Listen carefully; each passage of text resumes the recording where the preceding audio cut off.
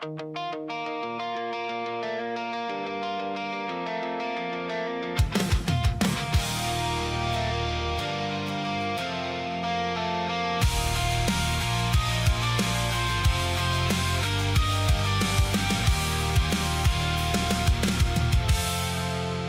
woke up to the refinery glow, feeling my hands still running low.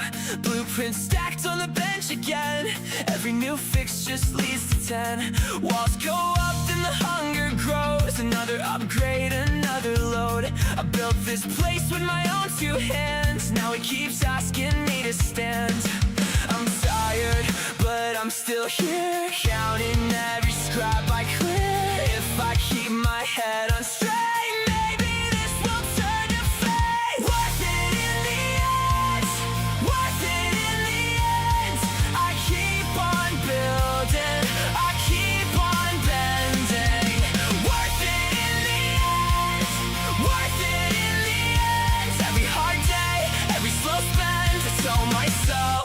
it's worth it in the end.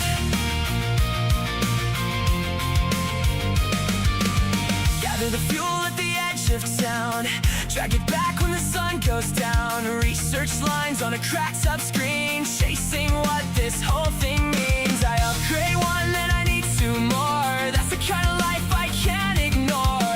It's frustrating, yeah, I won't pretend, but I'm not leaving this halfway built. I'm tired, but I'm still here. All right, hello everybody, welcome back. Got our stream coming on through here in just a second. This is the start of anniversary week here for myself. I am very excited. Of course, it would have been July 4th of last year that I had just gotten started with my own streaming after a long time of essentially being away from streaming due to my old work. But a brand new step, of course, here with As Silent, and then, of course, a fantastic step here with Illuvium as a whole. Very quickly into my time with streaming, I kind of started dedicating towards Illuvium. I remember there was the Leviathan tournament that had come around, say, last August that we had before, and casting that was kind of how things got started. So, while it may not necessarily be the day here today, it ends up being on the weekend, so we're just kind of celebrating it throughout the week, so to speak. So to Hector, good to see you both. Hope you're having a fantastic day. And happy birthday, of course. Absolutely, thank you.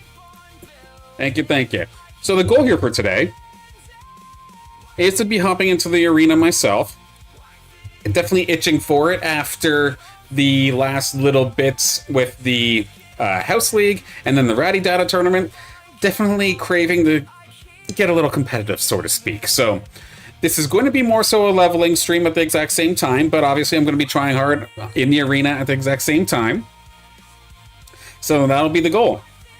Texan, Dr. Spoon, good to see you here as well. Hope you're having a fantastic day.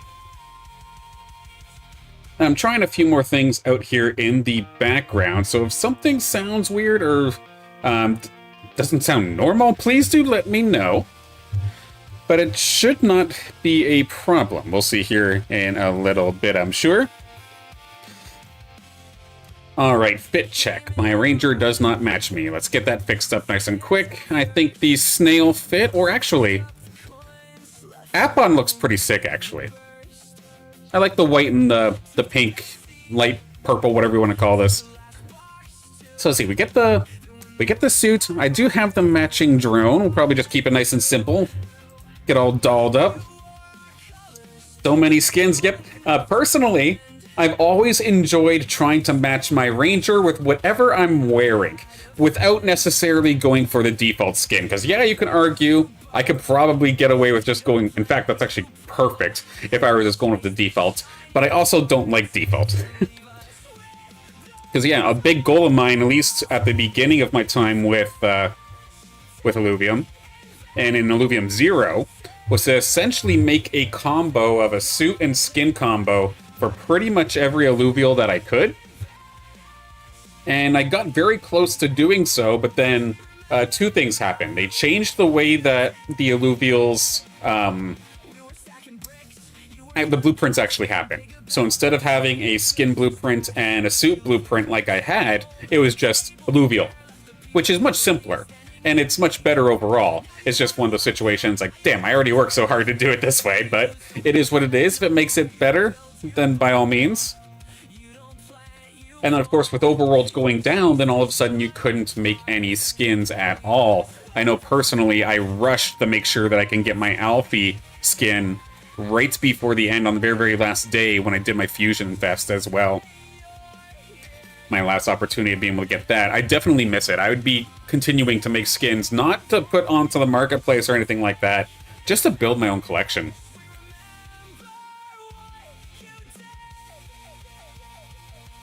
I'd absolutely be doing that.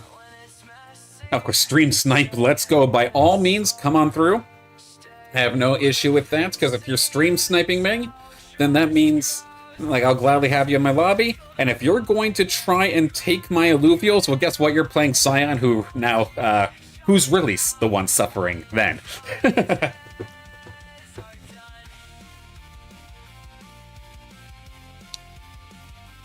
And I do have a few things to talk about, of course, just as the stream side of things. As I'm playing, I'll probably just kind of yap about it as well. Nothing major, no big changes for the worse or anything like that. But all be good, I promise you that. Okay, let's switch this out.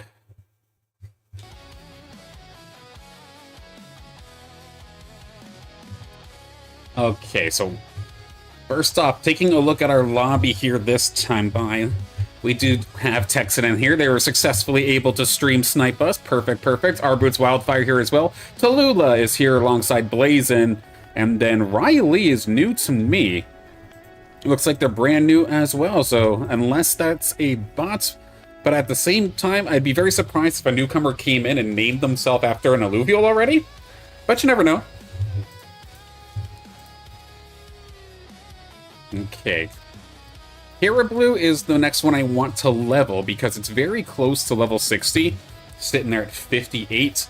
I'm going to try to refrain from using my Atlas line though, because I do have Atlas and Axon both already at level 60. I've splashed them into so many team compositions that they've just gotten their time to shine. Seeing all of these Omega augments off the rip here definitely makes me a sad panda. Do not like getting those augments whatsoever. Unless maybe it's the late game or something like that, then I'll think about it. Got Blazin up ahead here. He's already got a link, so he's probably going to murder me.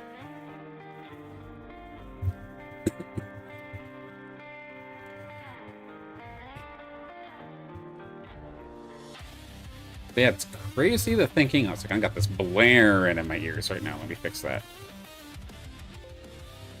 Oh, that was me, not you. There we go. Yeah, so a year as streaming as, or this channel as a whole with Silent and whatnot. This is absolutely incredible. I had said at the very beginning of my last time with, or when I was starting streaming. Hold for a second, actually. Pause there. Well, obviously, normally I'd be the Scion player, but I am not getting anything that's going to suggest doing so. So we're going to actually have to go full-on meta, potentially. But I do see there should be a little bit of contesting. For the sake of strength, I already have my Caradulo leveled up, so, or, excuse me, evolved. So as much as I want to get Carablue leveled, trying to do so makes it a little bit difficult. Yes, at the beginning of when I started streaming here as Silent, that after a year I would need to absolutely sit down and evaluate whether this is something I think I should push more or straight up, like, slow down, if not stop. And it's definitely been interesting, especially since I've been such hard focused on Illuvium for the last little while, or since August, right? So pretty much my entire time as or as I was streaming, has been with Illuvium-based content.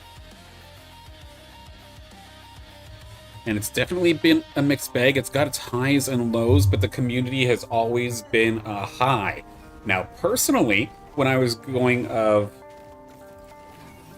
personally, because I was going on, I lost my train of thought. Sorry, 1 second. Oh, because I was basing it on a lot of my success off of the YouTube partnership program. My big time goal going into, kind of pull back the curtain a little bit, was to have this channel monetized by the time that year 1 completed. Now, on one hand, I did not complete that whatsoever. However, the way that I failed wasn't a problem, if that makes sense. Like, hear me out for a second. Like, if I were to fall, I fell forward, kind of speak, because there's 2 things you have to do to get to the YouTube partnership side of things, and you need subscriber count of at least 500 and over 3,000 hours worth of watched, like verified watched hours. Now, in majority case scenarios, the watch time is actually the hardest, but oddly enough, we've nailed that, surpassed that, and I've even gotten to the point where we're going to be like breaking the door down on the next step. And the problem is just subscriber counts, and that's completely fine, because of course at the end of the day, Illuvium is still a very, very small community. I know, talking with, say, Eris Seaworth, for example, talking with Scoriox, like there's a bunch of things that I can do, I'm sure, to make my video packaged a little bit better, and I'm 100% going to agree with them on that. At the end of the day, the audience here, and all of you, of course, it's a very niche audience because it's just strange. Not only are we covering Illuvium, but we're actually covering, you know, actually playing Illuvium, which a lot of people straight up don't do. So yeah, it's niche, and I'm glad to have like everybody on board. And even though I did end up missing my goal in regards to scoring a YouTube partnership or something like that, I'm still as motivated as ever. And with that, I thought that there was 2 things that I kind of had to do here. Either it was, okay, slow down and stop, this isn't working, or double down and maybe go at it a little bit more. So I'll say it for the first time, I'll probably repeat it a couple times throughout the day, but starting next week, I am going to be going up to 5 days worth of streaming. The idea is going to be that, like, the same time slot as today, as House League, as everything like that. None of that part's going to change, but I'm going to have something that I can do with every single day. Again, up to 5 days. Not every single week will have 5 days. At the minimum, it'll have 3. But I will be doubling down. Whether this is completely stupid, I mean, there's plenty of people who will probably say that I'm stupid, but I'm going to go up to 5 days a week worth of streaming. The way that I kind of picture it in my head a little bit is that, say, Monday I could have my Try Hard Monday, or maybe a certain Illuvial themed day in the arena. Tuesday I could have maybe a deathmatch themed day, looking at the past jackpots, maybe casting a couple of those matches. Wednesday, of course, is This Week in Illuvium. And then this may also allow me to move the House League prizing maybe a little bit earlier into the week. I'm not sure if I want to keep it on Wednesday. Maybe for the sake of getting resources from Illuvium, it's better to keep it in the middle, or in the middle of the week.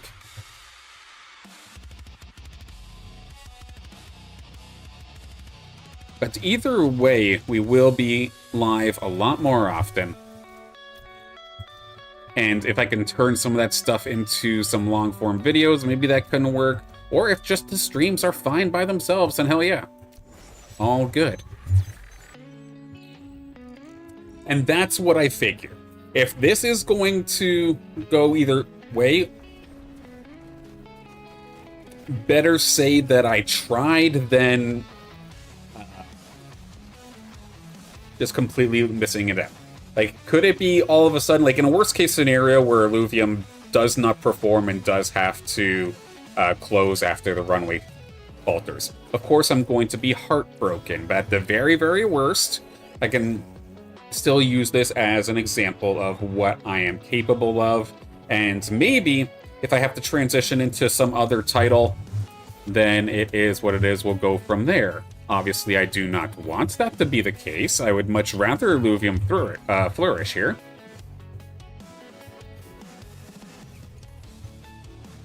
But then, of course, if Illuvium actually happens to take off, then I feel like I'm already in a pretty decent position. Even if I was going, say, 3 days a week, like I was doing traditionally here, I feel like I'd still be in a fine spot. But this will just give me more room to get creative and try to get myself out there, I guess, a little bit more. I have to be careful, of course. I can't use as many of the, say, the programs that I would use before to try and help, for example. Like, say, for example, I had a software before that would help me with my YouTube shorts. But it does cost money, and of course, like I've mentioned a handful of times, financially, I am not in the spots where I can go crazy. So, in regards to getting more content out, but without spending, streaming is the way to go. So, looking forward to this. Ethan, good to see you. Hope you're having a fantastic day.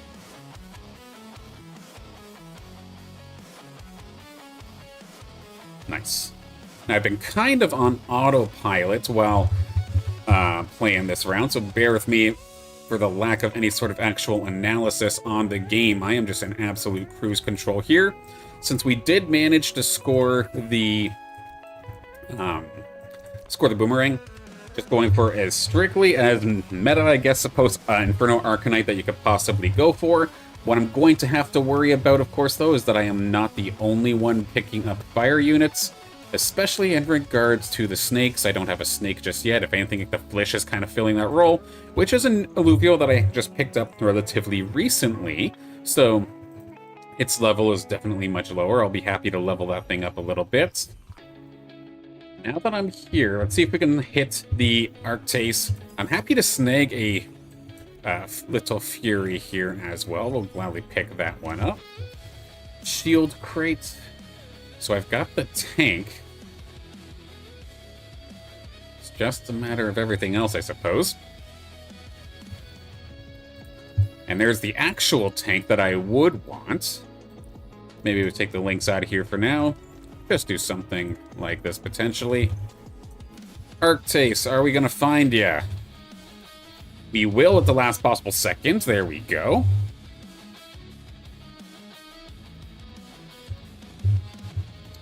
I think I will go against my gut and get rid of the links. It was a fire links as well, so it could have fit in maybe a little bit. But no, I am just on full-on Inferno Arcanite autopilot mode. I've seen y'all play this enough now that I can at least get somewhat close. Might not be perfect, but I can get close. Hey.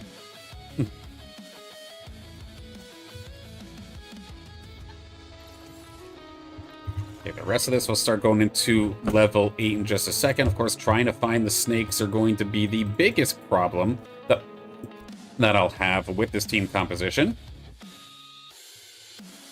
And poor Riley, one of our newcomers coming on through here, going to unfortunately feel the wrath of this squad here. I never feel good in these situations. Never in the slightest. Because, like, to be fair, they have the start of something pretty solid here. Like, lots of bulwarks, Scion Harbinger as well. Heck, they're almost at the point of 6 fire. Riley, not doing bad. However, their Illuvials are so soft, because of course they can't actually get their own, that this just doesn't feel good to play against, and I'm sure it doesn't feel good to play as. So I will continue to stress that the newcomer experience for Illuvium is definitely a spot where it needs fixing, 100%. Because this isn't nice. Now, did I read that correctly? Am I in the middle of a Ratty Data session right now?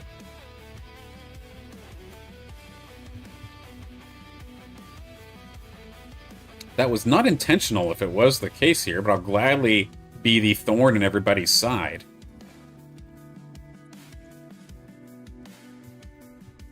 Yeah, because I don't see... Oh, there's tournaments.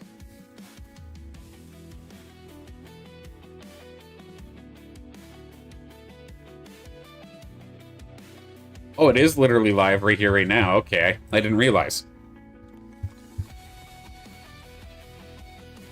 Okay, so Archos, Old Faithful, come on through.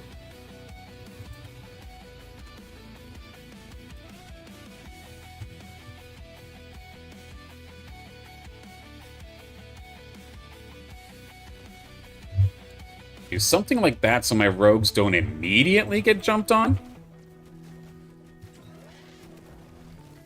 And see how this goes. Blazon's got the same idea as well. Of course, they were able to scoop up that boomerang. Thankfully, the level advantage is going to help me here big time. Their Fury is going to be the last one standing there, but mine, the Ranger, the Archos, all still nice and alive. Let's take a look. Snake check. How many of them are there? Our Boots has a handful. Otherwise, it's Texan who has a couple here, eh? So the decision has to be made whether or not I want to roll now and essentially screw myself for the rest of the game, or just level. And I think I'm going to opt more so towards leveling, just trying to get some sort of maybe alternative hyper carry. If all of a sudden everybody's going for snakes, if we're all just going to roll for snakes and I'm going to completely bust on my credits, I think I'd rather it be for something else. A Fernite definitely wouldn't be a bad idea. Snaking another Templar in here, being able to also buff my units. Something I'm going to keep an eye out for.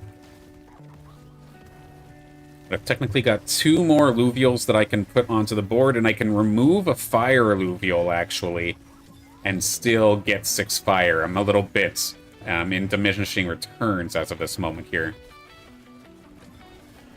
Yeah, Texan going to cook me in regards to this fight. While all of us are going for fire, they've got the nature thing going on quite nicely. I mean, Rampy could be nice as well. I did just recently get a new Rampy here for myself as well. It's this one, I believe I need to level. Yep, there we are. Massive shout out to Bond Daddy Ratty, actually. Like, I had taken the casting gig for the Ratty Data tournament without the expectation of any sort of pay or any sort of compensation at all. I was just completely willing to do it for free. And Ratty hooked me up with a handful of Illuvials that I need to now level up, but they were some massive upgrades, and big thank you, Bondaddy Ratty, for that. Absolutely huge. Let's reduce attack speed. If we're constantly going up against that... Oh, that might not be a bad idea.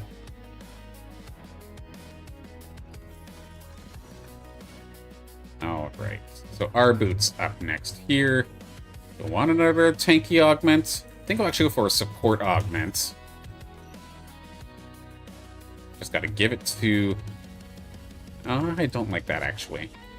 I can technically give it to Rampy, but it's still going to get blown up extremely quickly. Let's get our Scarebok in here as well. That's one of the upgrades that I thankfully did just receive.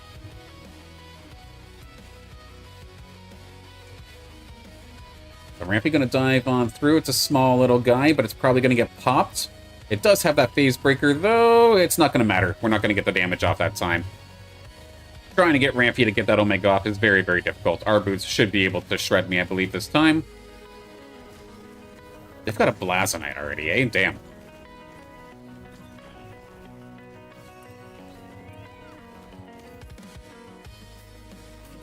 So while everybody's going for fire, and then especially due to the fact that I know I'm very much so behind in the snake race, I think maybe doing a Steam spin-off of sorts might actually be a cool idea.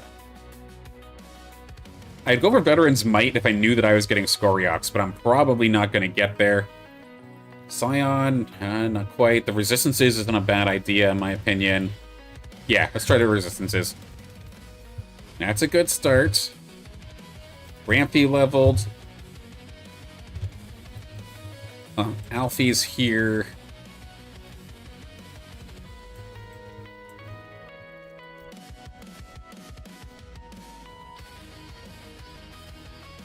Ramp fight is here now as well. And the attempt will be to do a Steam spin-off, yeah. I do have to still worry about things like Blazonites, but I can very well turn this into Steam Arcanite if I were able to actually get at least one snake. Because otherwise I am going to absolutely melt here, to the point where even the bot might be able to take me down. It's going to be all up to this ramp fight, I think, to actually give me the damage I'm looking for. I mean, the Arctase came in pretty nice there as well. Perfect, perfect. There we go. That could have been dangerous, but we'll live.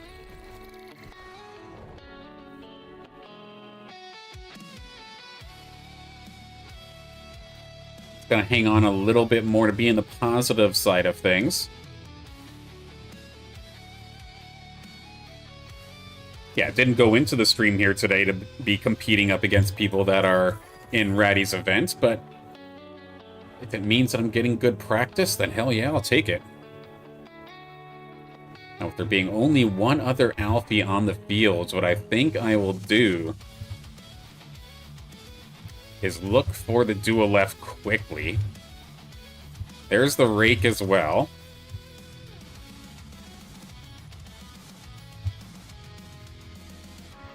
Looking for Duolef. Okay, the Arctase or not the Arctase, but the Furiox coming on through does help, because now I can get Arcanites now online. More damage going to be coming on through, which is rather nice. Goliath is here at the same time for some better tank. My initial shot doesn't go anywhere, but this is what I'm looking for. If everybody's going to bunker up like this, I need something that can just burst on through. So 100%, I love this idea.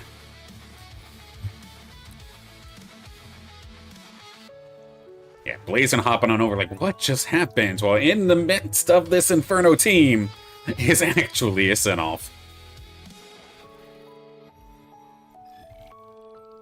Now, I'm not going to worry about the Singe. I'm not going to worry about Ramp Fire. Let's just get Duolef. That's the big one. There we go. Duolef online. Let's give you the HP. Yeah, look at over here. Oh, scary ramp fight, scary ramp fight. Meanwhile, the real threat's back here. And we can switch this over. Steam Arcanite now online. Maybe give you some additional tank here, ramp fight, for a little bit of extra help. The one thing that's going to suck, though, is the fact that I don't have invulnerability on my casts, so I'm going to have to move Duolef out of range. And let's let it rip. Fire away, Duolef. Beautiful start here, taking care of one. There is a good chance here Texan still is able to hold, but this is what I argue is probably my best chance to pull this off here. And honestly, this might actually work. Still have the Furiox, still have the Duolef, but of course we're going to get interrupted every single time one of those tornadoes comes through. But with the Blazonites going down, there we go. Just lock it down. The longer this fight goes, the better for me. Perfect.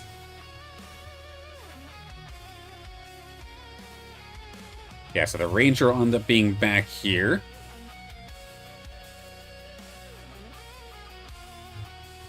I would like to keep my 6 fire because I'd be just continuing to buff up Furiox just that much more. But here, let's tuck you in just for the time being. Level 10 would be huge, actually, because then that's where I can get Rake onto the board without question. If I were to try and force it on right now, I'd be potentially losing 6 fire or my 3 bulwark buff. There's another support crate. Oh, this could work. Munis. I am very close. Okay, there's the Blazonite. Do I just say screw your Blazonite and do it that way? Okay, first and foremost, additional shielding onto the ramp fights, just that extra little bit of tankiness to try and survive the hit. Now, I'm going to advise against... I'm curious. I'll try it once. I have the health to be able to do so. The last second, I'll reveal the Immunis. So that way, for these first couple of seconds anyway, that Blasonite shot does not matter. Ramp fight to the skies. Give me a good shot alongside the dual left. That is a beautiful little wombo combo right there. And the damage is gone. They just have interrupts now. Beautiful. This started off as Inferno. It changes over to Steam, and that is some big damage. Now, Texan and I to finish things off.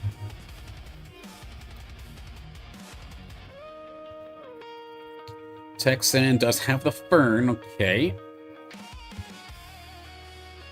What I can do, a Dorius online, eh? This is now 4 Mystic. That is going to be hella tough. 100%. I am going to level. The Rake is going to get online in just a moment's time. And I'm not using it more so as a carry. It is just here. Maybe try and take a little bit of the heat away from the ramp fight. And also kind of act like a herding dog, so to speak, that a farmer would use. Kind of gather up the sheep, so to speak. Let's keep them all over there to help line up with Dualef. And then the additional steam means this is going to hurt just that much more. Trying our damnedest to burst it down. Might still not work, but this was still a better chance than trying to rush for a Scoriox when people were further ahead. I like the idea, but Mystic's probably going to be able to take me out here. Texan on absolute fire. This is a good team. Yeah, we will fall here, but I'm happy to take a second. Like, what could I have done better? I'm curious. I mean, I could throw maybe some of these augments onto a different tank instead of just Caradulo.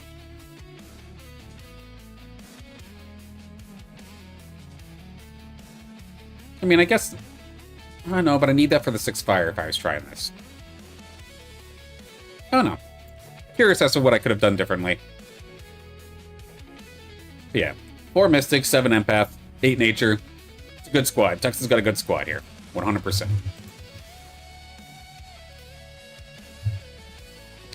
Didn't really have much offensive augments either to like help, say, the Furiox or anything like that. Some sort of maybe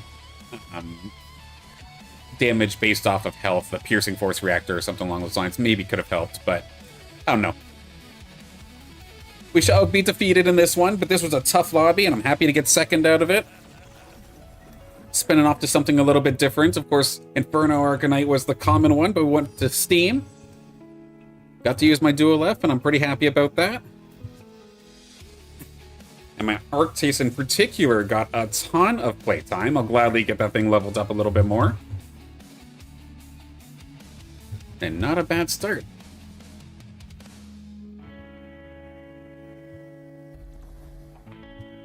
And yeah, we'll just keep on going.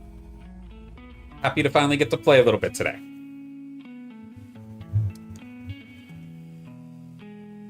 Oh, for whatever reason, one of my chats stopped working. Let me fix that. See, on this screen that the chat's moving.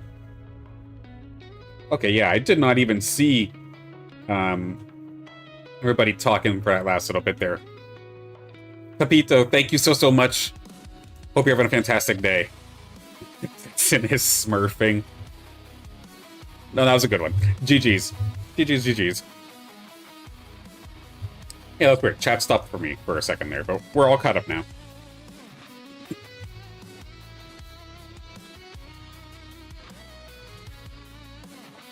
Yeah, I'm looking forward to these next couple of months. Yes, there is a lot of stress and anxiety placed on it. As somebody who's been exclusively doing content specifically for Illuvium-based content, not knowing whether or not it's going to live for a while is extremely terrifying. But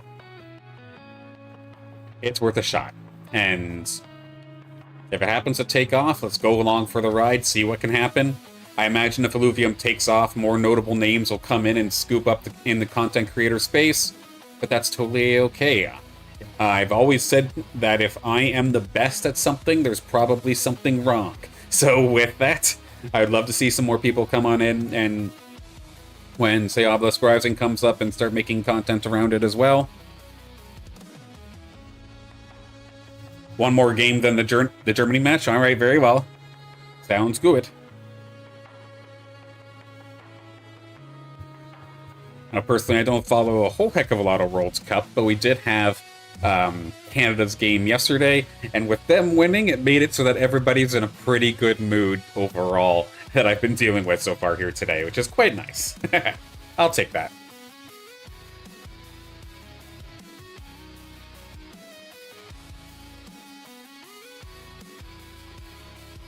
Same, if more people come, my collection wouldn't be good compared to huge whales. I mean, potentially. But if there's one thing that you're going to have over a lot of these players, especially on the arena side of things, is that you're already going to have the experience. And I know, at least personally, if I were in a perfect world, if I were handling things in regards to like events around Illuvium as a whole from Illuvium, Obelisk Rising would come out and then give it like a month or so, and I would be having an Illuvium Arena tournament like pretty much immediately, throwing a little bit of prizing to it. Nothing crazy, but throw something, get something started consistently happening. That way, like, through Obelisk Rising, everybody is preparing for Arena, but then you're still going to have the skills in the Arena to outmatch them.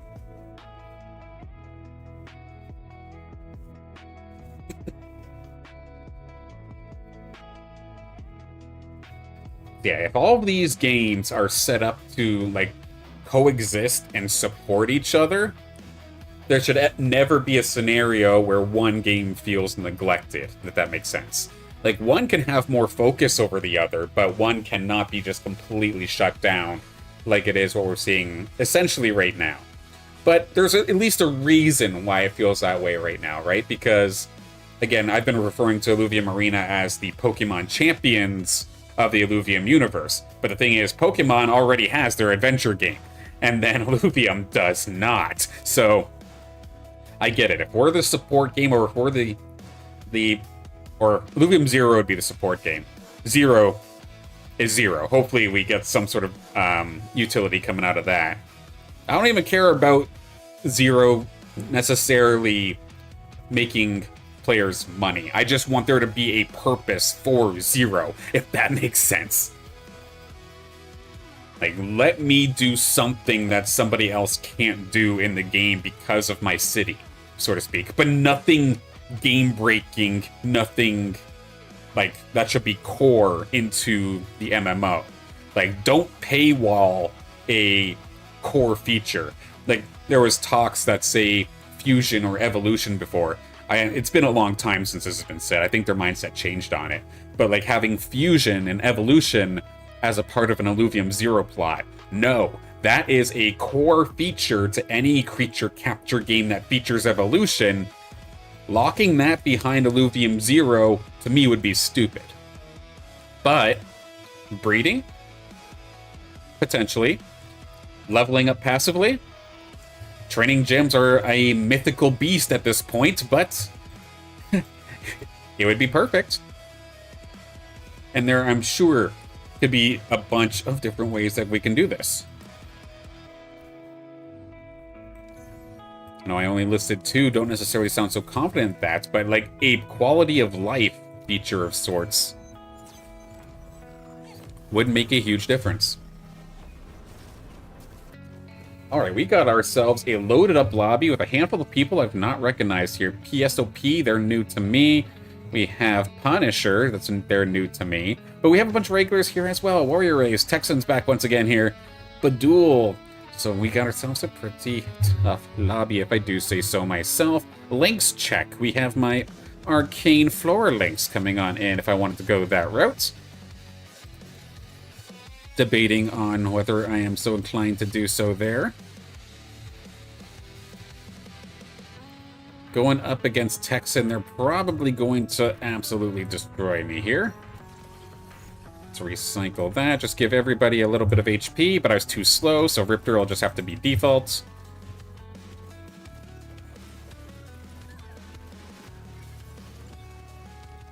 Yeah. Obelisk Rising coming out, and then Obelisk Rising being good is only step one to truly seeing if this whole Illuvium thing's actually going to work. Because then there's no more excuses. We have the adventure game now, so where's the rest of our utility? How does everything else play into it? Okay. Lots of fire this time by granite. Some are from bot. This time we're going to go for the water. Level up one. Can I get myself a phase breaker? Yes, there we go. Lynx, you can take that one. Pitofi.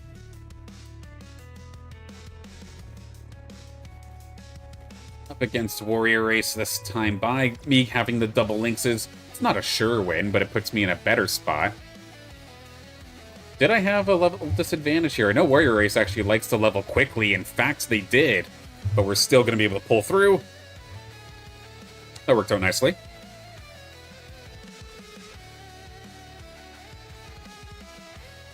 Damage amp, potentially.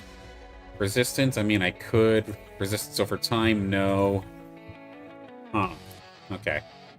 I think I'll just take energy resistance as of this moment. Arcane Lynx is here.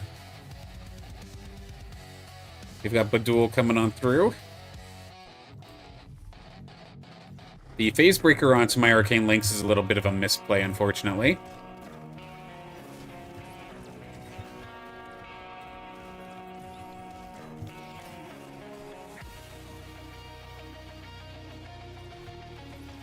You know, it was a good shot there from the Lynx, but also my Arcane Lynx does need to be leveled. It is only 39.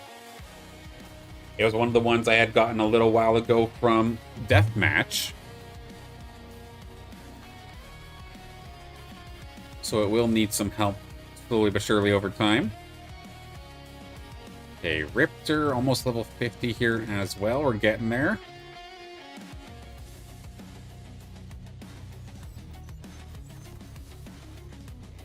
And I'm just going to take it as is. PSOP. Oh, you're actually cracked, aren't you? 50 average level.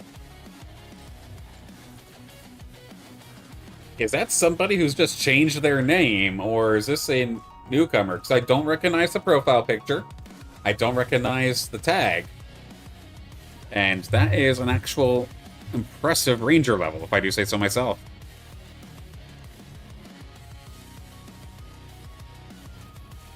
Lynx is coming on through nicely.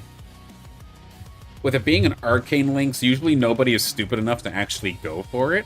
So I can pretty comfortably assume that I'm going to get all the way up to my Arcane Flora Lynx. And if I recall correctly, I think my Arcane Flora Lynx is actually a pretty decent one, TPI-wise. And this is going to set me up for a Wombo Combo Scion build. Getting lots of tank augments, which isn't a bad thing, actually. Okay, Riptor, take a break. Blue, come on through. Turn you as beefy as possible. Healing over time. And heck, we'll give you the phase breaker for the time being. Kevin Hawthorne, good to see you. Good afternoon from Lakeland, Florida. I've played that iRacing track at that in Lakeland for a long time, and it's honestly a fantastic starter track. So, good to see you. Hope you're having a fantastic day. But yeah, that's the first thing I think about when I think about Lakeland.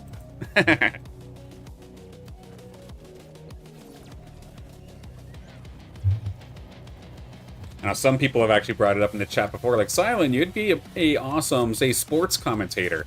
And trust me, if I knew the way to do that, I'd definitely consider. I'd 100% consider.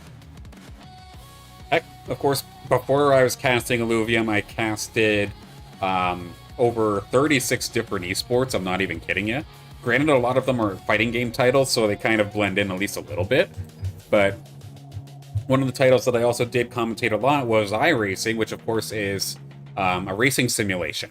So I was very close to more traditional commentary style there, or more traditional commentary gig with a sports game. NHL, NBA 2K, Madden. I've casted every fake sport or every esport that you can think of, essentially.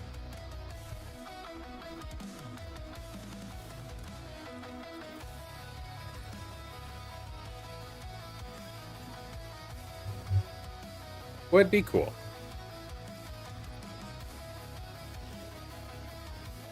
Now that we've got an opportunity to go through a couple of the actual players themselves, and now I'm going up against a couple of these bots, I can finally stop the bleeding a little bit. I am very close to being able to secure my links. I'm going to try and shoot for the extra credits here in a second to do so.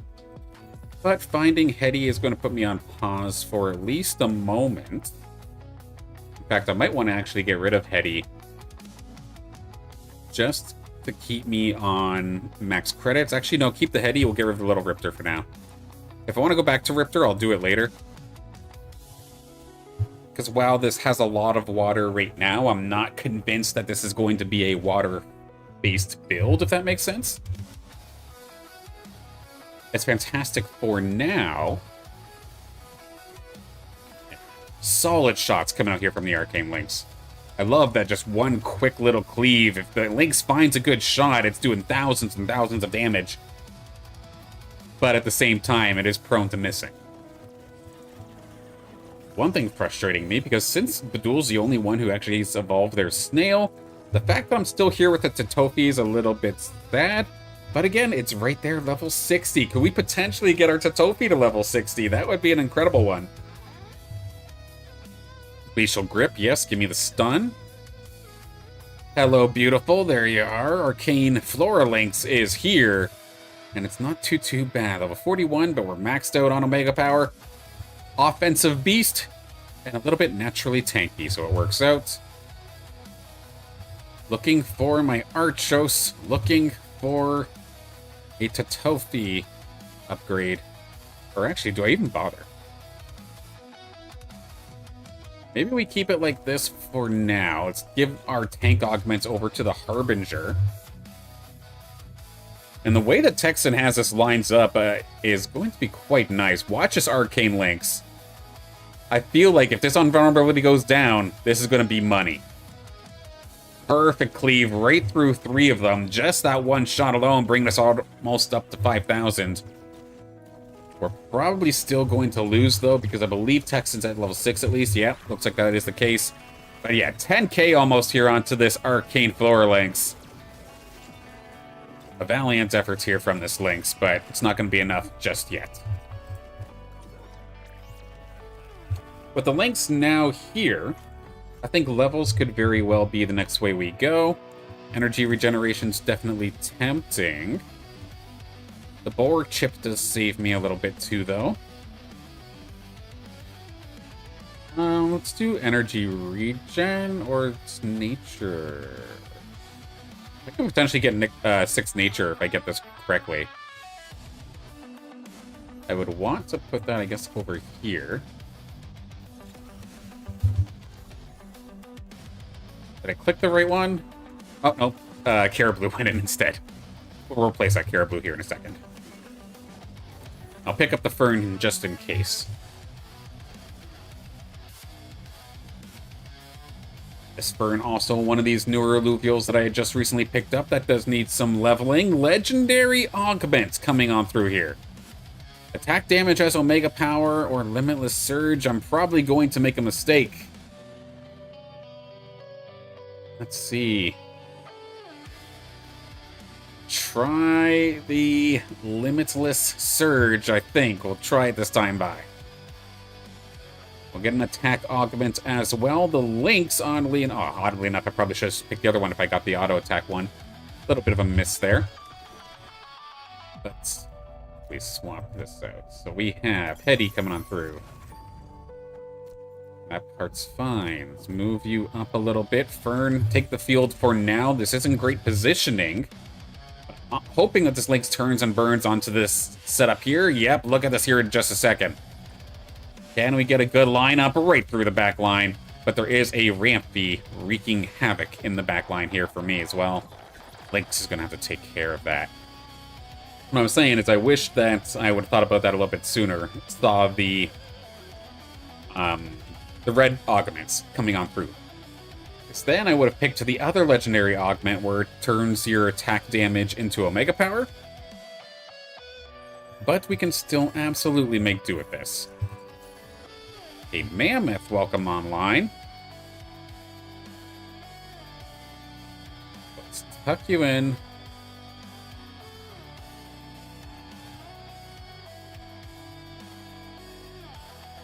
A little bit of a rearrange here.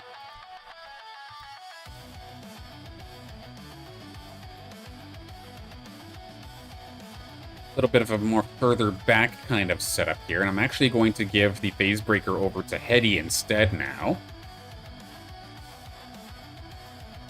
I'm going to keep just trying to cruise through levels.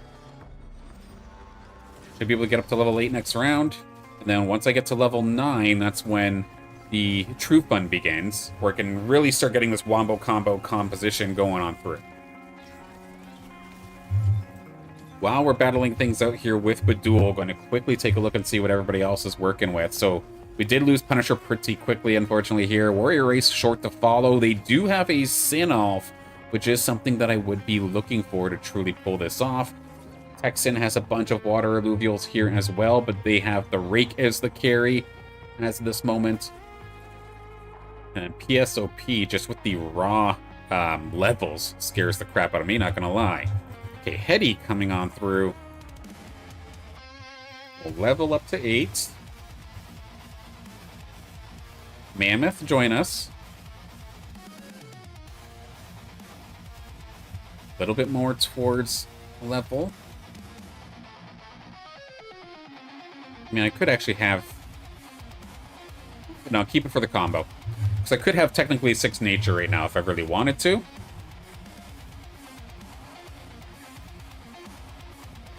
Poor Axon got absolutely shredded. At least that Ramp Bites Omega, though, went pretty much into nothing. There's a lot of low health bars, but this is very scary close. I think we might actually lose this one. Yep. When the bot is even doing Inferno Arcanite. To be fair, not a bad variant of it either.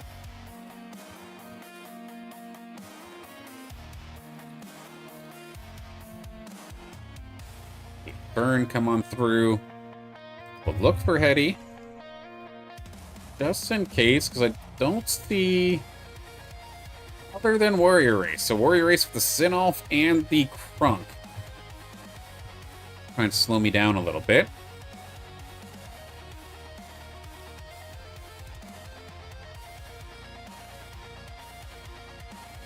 I don't mind this first initial shot that should be coming out here for the Lynx with this angle into the Singe. If that's the thing that's going to get targeted first, this is actually going to be perfect. Can it hit the Furiox? First shot. It goes into the Ranger, actually, which cleaving that at least gets one of the Inferno units off the board. And I don't think Inferno was even active. Oh, it wasn't active to begin with. But perfect. We'll be able to win that one.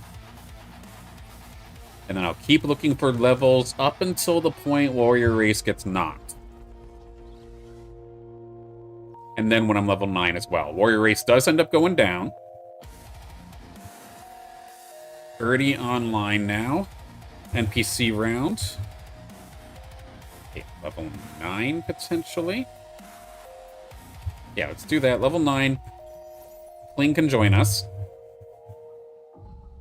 And now I can put myself on pause here. Because I'm at 4 Scion, 4 Bulwark, so I'm missing both of the big major thresholds, or to get the big buff, so to speak. But I do have the Flish here. If I'm going up against somebody that I see has a lot of interrupts, I can absolutely throw a Flish onto the board instead of the Kling. Or maybe instead of the Caradulo. And be fine. Resistances, we'll get rid of that. There we go. So we can try and evolve a couple of our Illuvials here.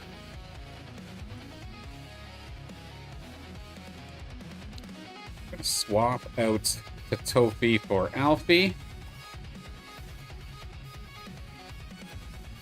All these augments coming on through. Mammoth is the big one in regards to actually dealing damage.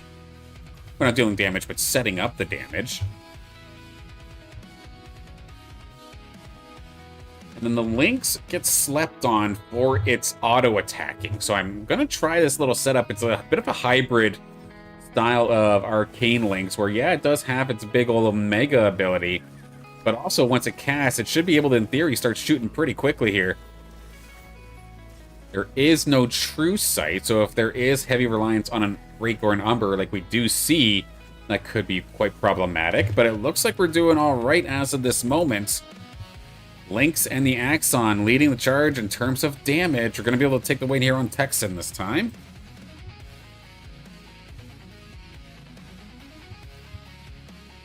Now, Mammoths. I'd love to at least get the middle stage evolution Mammoth. The Fortress Protocol could be good, but also having the 5% max health. I mean, this is more so for... Fortress Protocol, I always think more so for clutching. Is there any chance that maybe we can get... Combat Rhythm? No. So we're going to go for a Rejuvenating Pulse. A PSOP. They have themselves, of course, the Sin-Off now in the corner. Could I go that way? I'm going to keep myself nice and settled, still at 70 credits.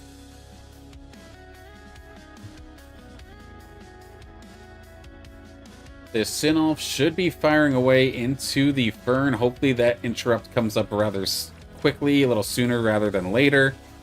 It's only hitting the Fern, though, so it's going to be just getting healed right back up, thanks to the amount of Nature Illuvials that I do have in this instance. Taking 2 casts and so far nothing. But good damage coming on through. We've nearly killed off their Sin-Off just via the Fernite. It's just taking so long for anything to actually go down.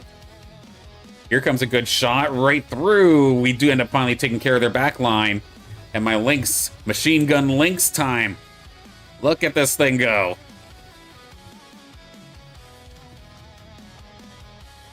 But this is the combo here. Fernite Tornado, Lynx Shockwave, or Sonic Boom, whatever you want to call it. You get the Alfie online there as well, all being set up by a Mammoth. That is the goal. And we do now score a Sin-Off, so we now have potential Invoker if it makes sense to do so. I realize I've been Tsunami Invoker or Tsunami Harbinger this entire time, which has been doing me literally no good. So getting at least Toxic online, I mean, I'll take it late. Better late than never. The Texans got the fully evolved Mammoth. That is very scary, unfortunately. Who's PSOP? I have no idea. They're new to me as well. But they had an average Alluvial level, or their Ranger level was 51, which is one of the highest I've seen. Alright, Wombo combo. Can we get something going here? We're going to yeet that little penguin out here for at least a moment. We do take care of the first Sin-Off. But, of course, the amount of dodging coming out here from that Umber is going to be troublesome. But what doesn't care about dodge? How about the Sonic Boom from the Lynx? We can keep firing those out. There we go. That's how we win this. Of course, dodge does not take into account for abilities. It was a scary team from Texan, but we're still going to be able to hold. And I'm racking up a lot of credits here because I would love to push into level 10 if possible. But at the same time, Blasonite's right there. I think maybe we try it. Let's take the Heady as well. Mammoth will take you. A little late TNT, but we'll gladly accept you now. One more Fern, so we're one more Fern away. I mean, I thought Bart was Fox, but I mean... Apparently that's not actually the case. Maybe Zyphet, potentially. Alright, there we go. Sinolf going to help breach through that front line right off the rip.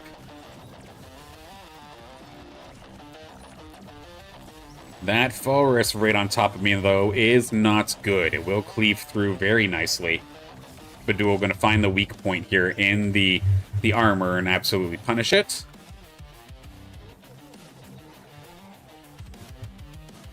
NPC rounds coming up. Now I'm keeping this Flish on the board specifically for Surfer Dude. Okay, let's see.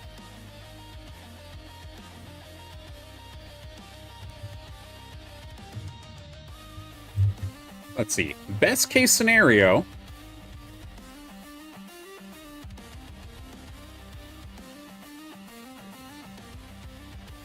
Get the credits. We quickly roll into Blazonite. Would love to be able to roll into Hedy as well. It's only a 24% chance, though.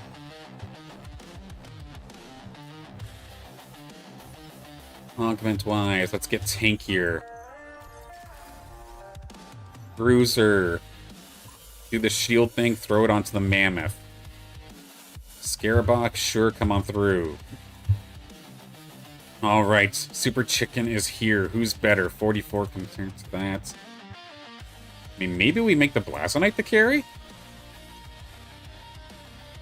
I mean, 3-something. I mean, the more damage would definitely be onto this, but I don't know. Titanor's even here, so I can't even go that route, eh? Well, I'm gonna have faith that I don't die. Let's hope that this doesn't bite me in the ass, because I do have over 100 credits that I just sat here with.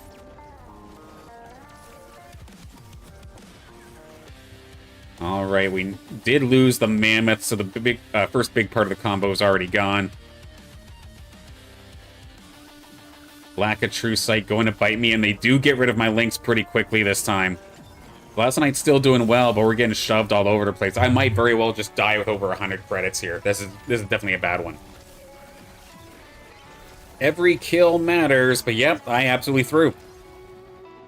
Throwing big time there. I should have at least gotten to level 10. That's rough. That's a misplay.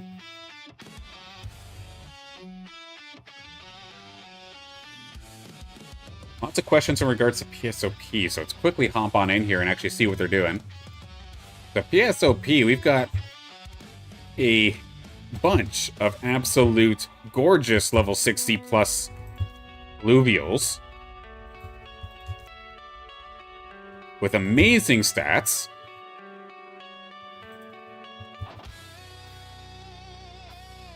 Well, here, since I played like absolute Garbo, let's just cast the rest of this here. So first and foremost, PSOP up against Texan.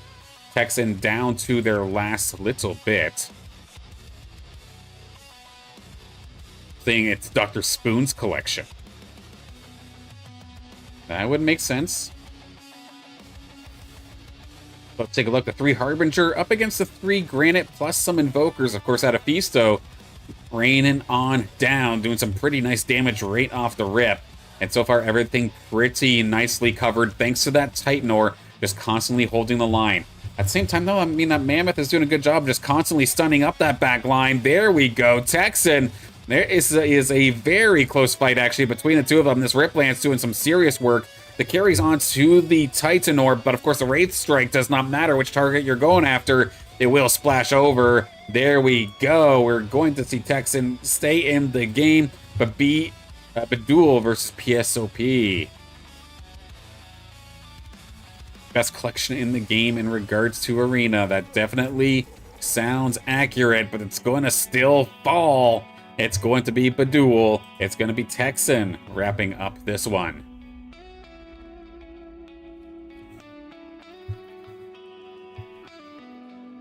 A quick level 10 now here for Texan. Everybody spent everything in the bank, which is definitely a little painful here for Beduel. We do see over here they are a single foe away from being able to score that Phosphorus, but it's not going to be able to come into fruition. This ends up being a 5 Earth 3 Granite plus Bloom plus Magma alongside Mystics here for the side of Badul. Meanwhile, here on the other side for Texan, this is an 8 Water, 2 Steam, 5 Scion with Harbinger.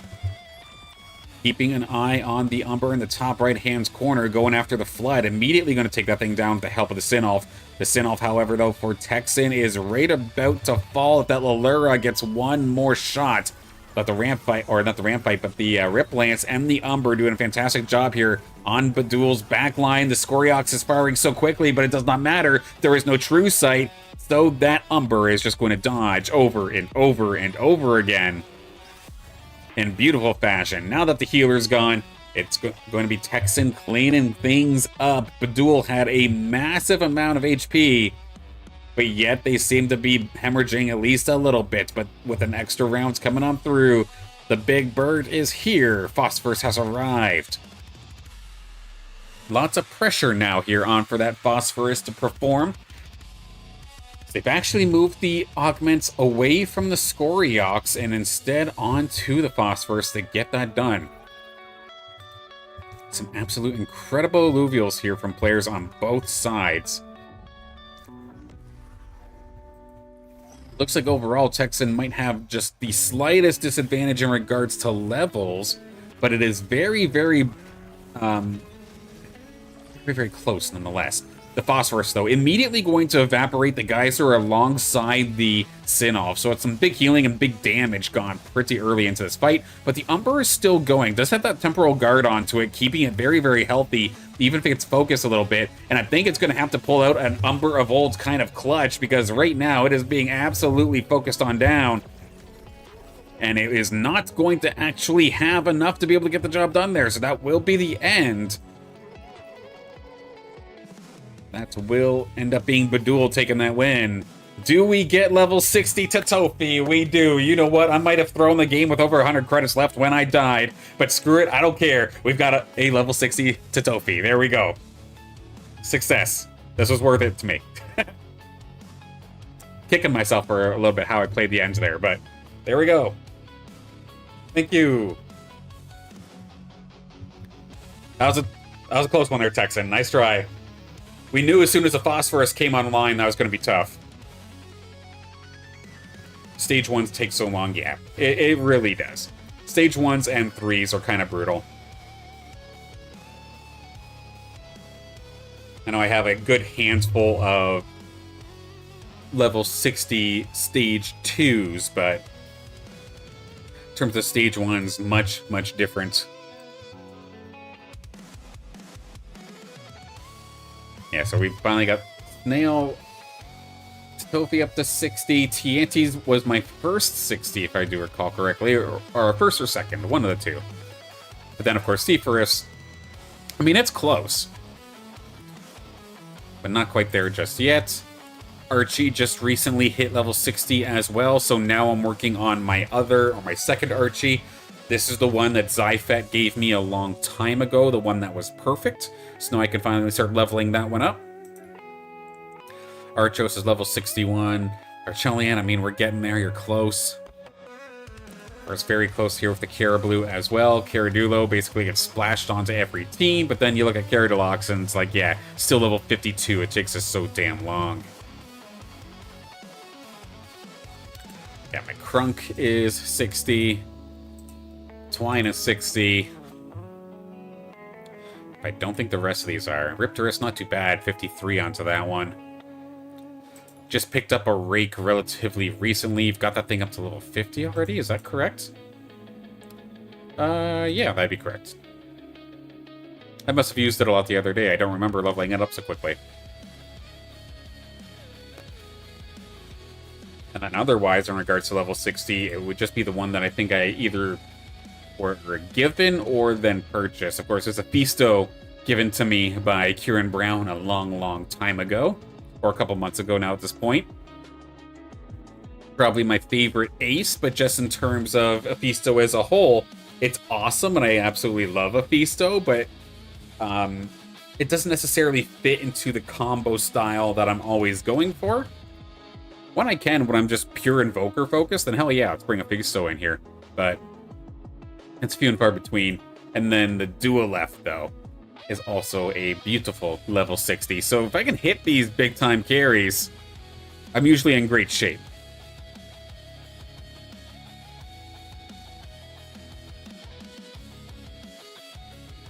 Max Billionaire, good to see you. Thanks for dropping in.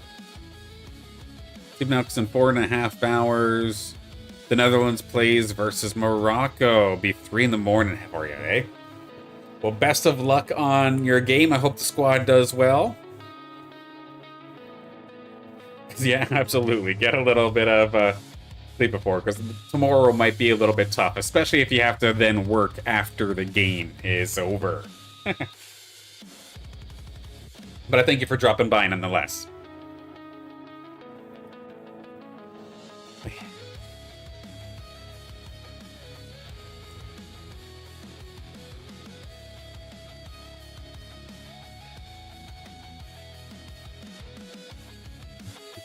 Now wake up at 3 a.m. and then work. Sheesh.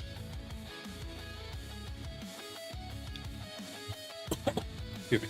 The exact day for 1 year is actually Saturday, July 4th. Yeah, that was a happy accident. I didn't intend for it to be my stream start happening on the 4th of July, but we'll gladly accept it. It'll be fun this upcoming couple months, though. Of course, going to be doing my damnedest to then start streaming 5 days a week.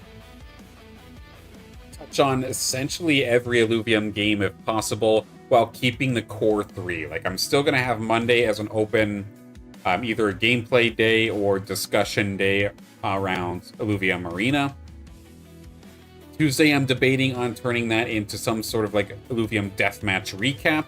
I'm thankful that people are still playing the standard mode enough for it to be considered active, and there's still plenty I can do. I mean, there's still plenty of jackpots going around, plenty of stories that can be told. So, potentially some sort of Deathmatch Tuesday happening, not for this week, but going into next week.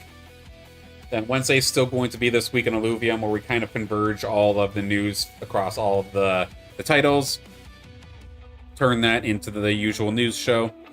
Potentially have that still as the House League prize opening stream as well. But I might move it. We'll see. Thursdays today, I don't know what to do with, per se, because like it can in theory be like a try-hard arena day, but then the only game that I haven't really touched on is Illuvium 0. However, there's not actually a lot for me to do in Illuvium 0. It's not like I'm starting a new plot from scratch or something like that, where I can truly dedicate a lot of time into just strictly 0. I would just be going on through, collecting my blueprints, collecting my fuel, and calling it a day. So it might, at least for now, have to be a additional arena day. Obviously, if there all of a sudden becomes the Illuvium Obelisk Rising playtest, and if we're allowed to stream that, then Thursday, it screams like go in there. And then it would probably replace Monday as well. I think my main audience is Deathmatch Arena oriented as well anyway. Yeah, 100%. I know there was a few people before that like really appreciated that I would stream Illuvium 0. And like, I feel bad that I don't cover it right now. But yeah, there's just not enough for me to do. Like, take away any sort of earning side of things of Illuvium 0. Like, in terms of the game itself, if I'm going in to play Illuvium 0 to play it, what am I doing? And right now, that answer is nothing. It's collecting blueprints. It's collecting fuel. That's not gaming. That's not fun. Those are chores.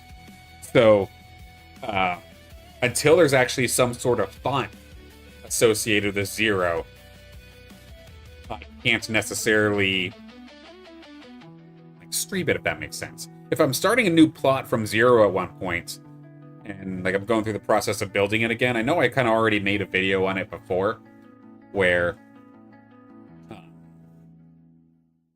I tried to go as fast as possible to see how I could take a new plot to getting to one blueprint. And that video, of course, very, very niche, but I'm happy that I made it. RNG was not on my side, to say the least, to make that video actually end up happening, but it was still fun.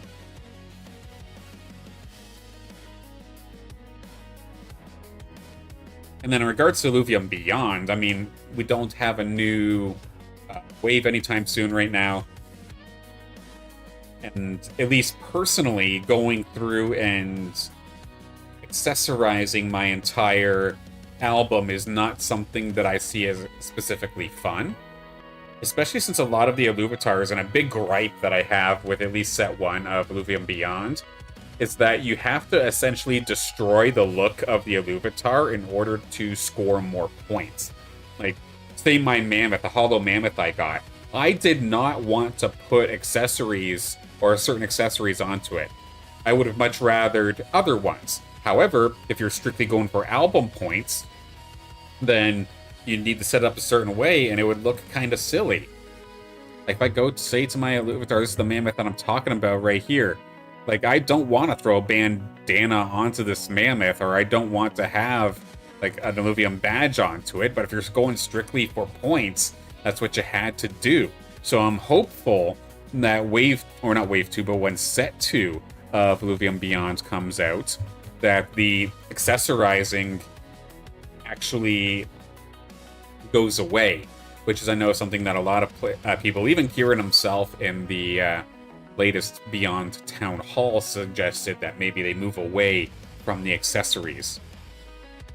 But there's not much in regards to Illuvium Beyond that I can turn into its own stream either, because a lot of it is just doing something once and then setting it and forgetting it, right? And that's not a problem, just in terms of actually getting coverage for it. There's only so much that I could do, so to speak.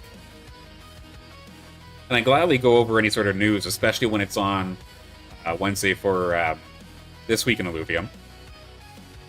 Everything Illuvium Beyond related, but at least to me personally, I'm a gamer. I want to be gaming, but at the same time, yes, I'm a collector, but just strictly collecting the Illuvatars. It's nice. It's a good bonus, but it's not my immediate focus. I still like it, though. And then don't get me started on fuel. Yeah, because, like, this was, again, I mean, I don't want to beat the dead horse, because I know during the last 2 streams I've kind of stressed about how auto drone runs going away and then essentially making fuel useless is absolutely unacceptable.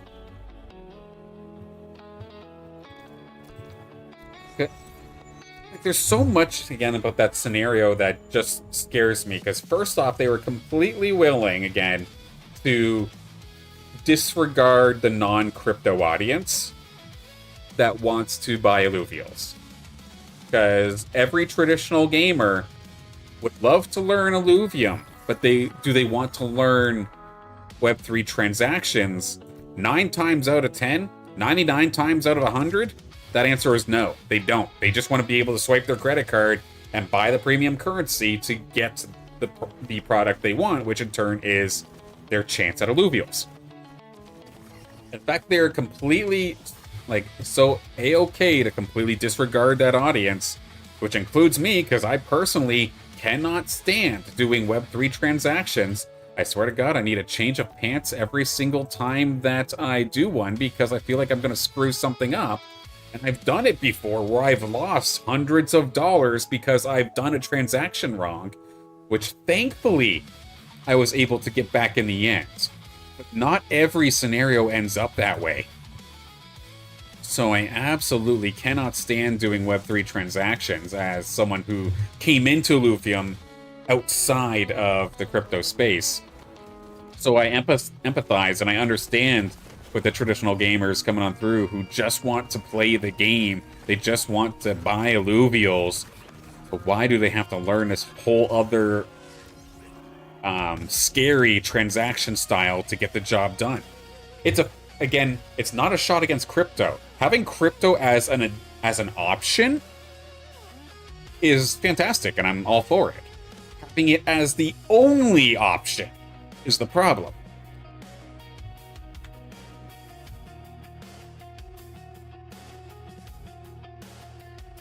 Quickly gonna hang on a second here. PXP, that's gonna be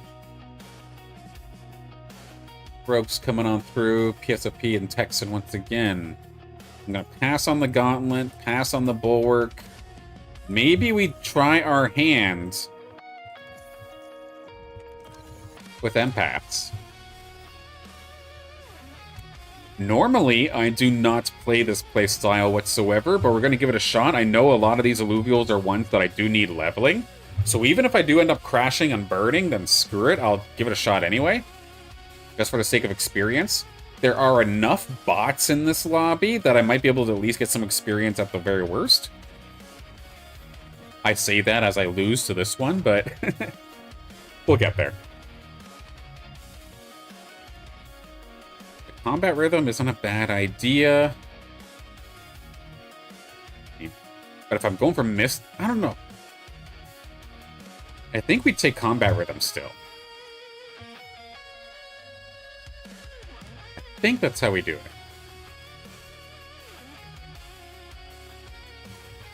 Overflower. Try something like that for now. And then I would want Allura too, and I need to level that. Must have a high level in this lobby. I do believe so. Between Texan's team and PSOP's team, I imagine that these bots are at least in the 40s. Because if my ranger is level 38, 39, and they're high 40s, if not 50s, yeah, we're probably somewhere in that range. So experience should be good as long as I'm actually able to survive. Swap some of these Illuvials out here. I know I need to level my Atipo, but what's worse, I need to level up my Lura. My Lura is actually fantastic now, but it has no levels on it.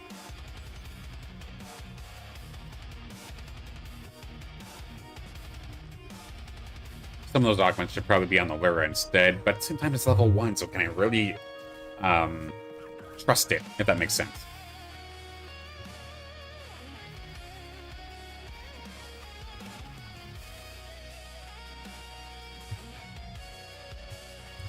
Yeah. The fact, too, that, like, again, to touch on the auto drone thing, the fuel. The scariest thing that comes out of this, because at least they sound like, okay, we're going into meeting and we're going to talk about this again, and more than likely it'll end up getting fixed. I mean, that's fine and dandy, that's great. But what scares the hell out of me is the amount of these council members, the amount of staff members that had absolutely no idea this was happening, that a change just happened. And in all encasing of the words, like, everybody was purchasing fuel to go use auto drone runs. That was its intended purpose. And for it to then all of a sudden just disappear without a trace, that, in true definition, is a rug. I hate using the word, but when fuel is all of a sudden useless after a bunch of people purchased it, that is to a T, a rug. And that was able to happen just out of the blue with no... oh god, these are some high levels. Hey, that's kind of rough. With absolutely nobody knowing a damn thing. That's what scares me the most about this entire thing. How was that able to happen? And what can be done to prevent that from happening again?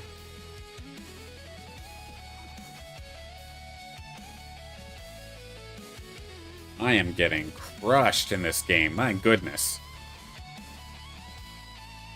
This won't be so bad once I actually get my tank line up a little bit. Once I get TNT onto the field. Yeah, I took a lot of damage early into this game.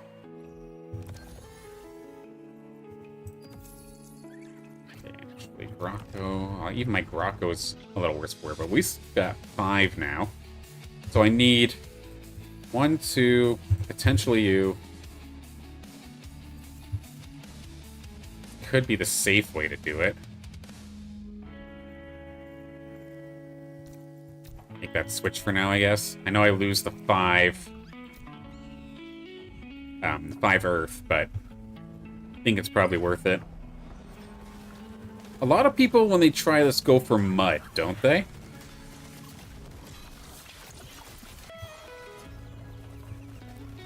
that the way to work around this?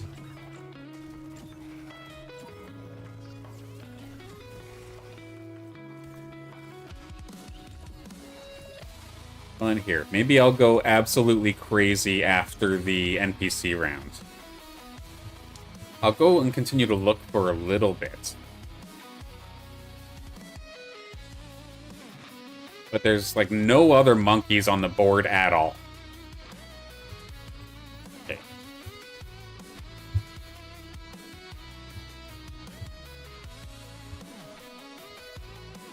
C1st doesn't technically count towards the comp.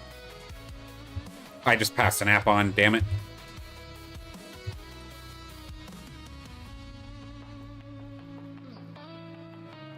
Okay, we're not going to worry about a Tipo. Got at least a couple evolutions here. I should have a handful of these Christ. I should have some of these augments onto TNT instead.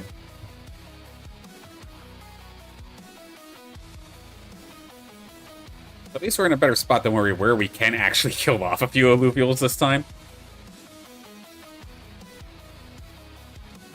But we're still gonna lose.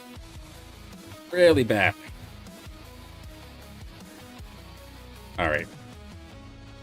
NPC round, then we go nuts.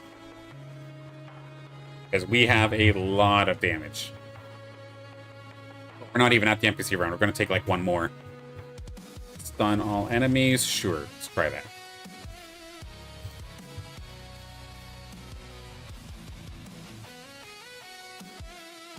Do now have Granite online, at least. Give you that part. Something like this, potentially.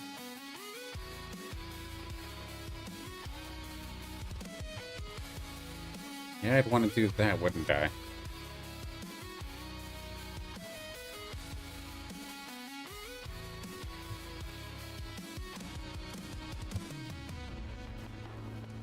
Nope, nope, and monkey. Okay.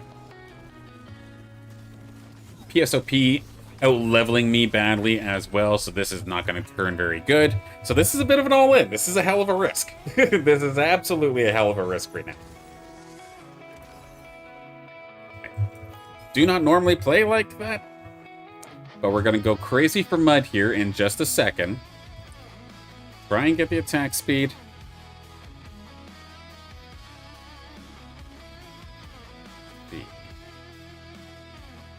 Shield plus resistances, give that to our extra tank.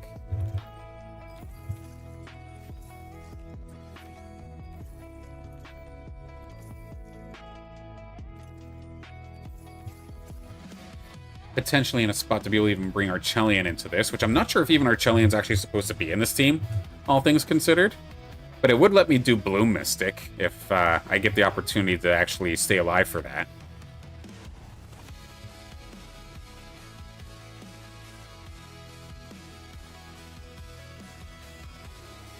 Okay, the True Sight will accept and throw onto our Monkier. Okay, I'm actually stupid. Hold on.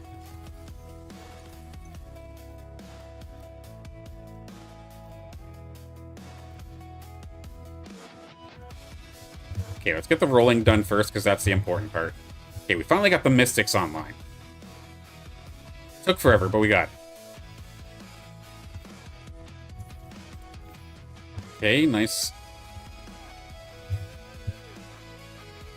Archelion is right there. There we are, Monkey. Monkier is here. Archelion is here. We have 2 of these. Okay. And pause at 50. Was my monk here trapped that entire time? It's kind of a piss off if it was.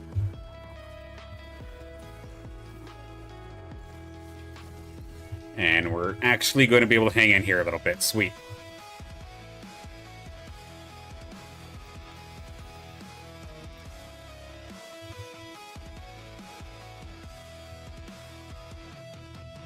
So what I was saying that I was kind of stupid about, at least in my opinion, was that I emphasized the Mystic over anything, when in all reality, I think I have a combo essentially right here in front of me, where I can pair up with my Caradulo. That's now going to be Aegis. Let's Aegis buff the hell out of this monk here. Something like that. Apon is ready to catch. Move a little bit closer. Something like that. Let's start rolling again. Not caring about Lura right now. One Gorilla.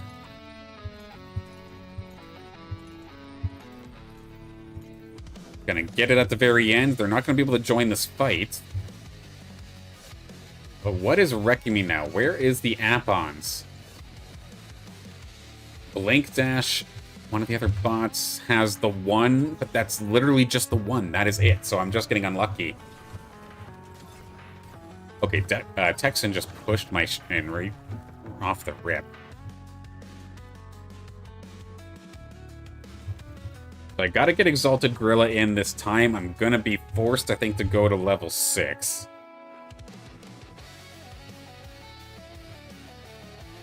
Okay, yeah. 6. Apon, you can join.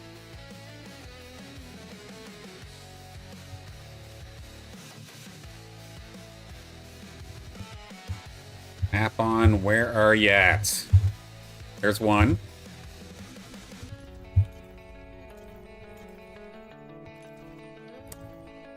Not lucky. Not lucky.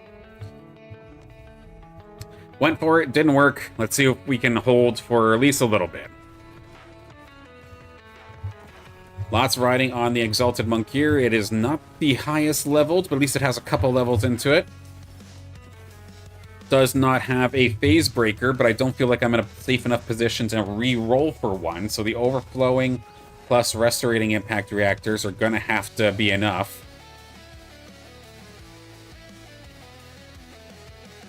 We're going to be able to take care of Blank Dash, so we're at least not going to be last this time. But this is not a comfortable spot, not in the slightest. Okay, Apon. Okay, where are you going?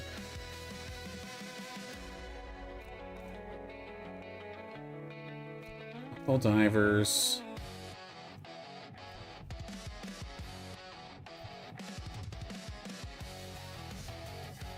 Something like this here. See if we can continue to survive.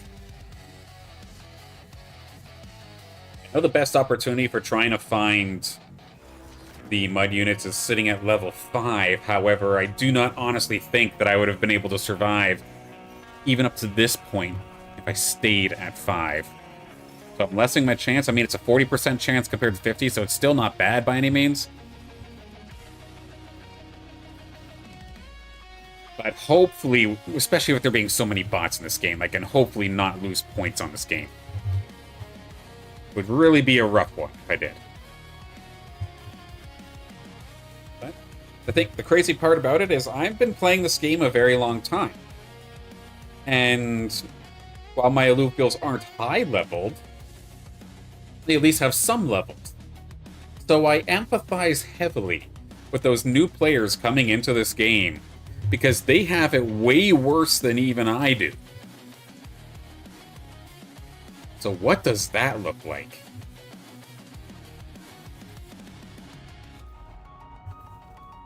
I'm gonna hold on to the Scarabok for now, but again, I need to level this thing. It's level 15.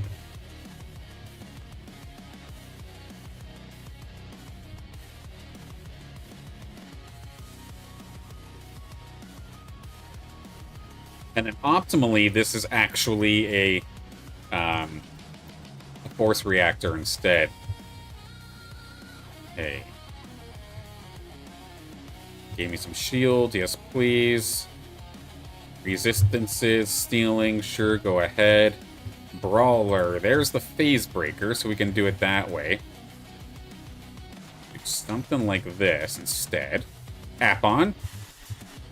Give me an app on, please. We do hit the 4. 4 mud is here. But we don't have any other moves that we can truly make as of this moment.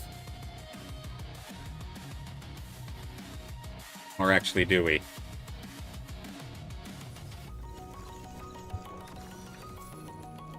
This works. Bring Kuka loose, or bring my little Kuka, rather. Unfortunately, I picked the wrong Kuka. This is the one I'm actually supposed to be leveling. But at least we got the 4 empaths now. 4 empaths, 4 mud, 5 earth. It's a gamble, but let's see if maybe we have the firepower now to actually get through some of these and put some levels onto these neglected mud units. Beautiful. Thing is that I'm going to run into Texan or I'm going to run into PSOP and I'm probably just dead.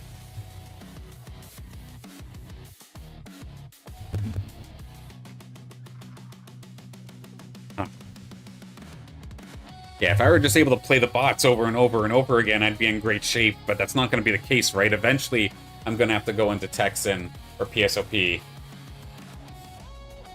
And that'll be it.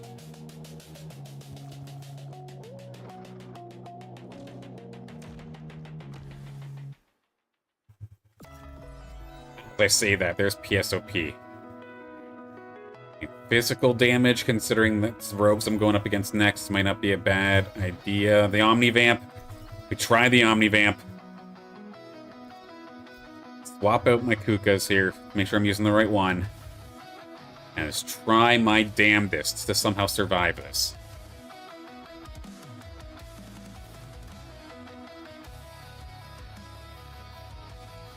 Think.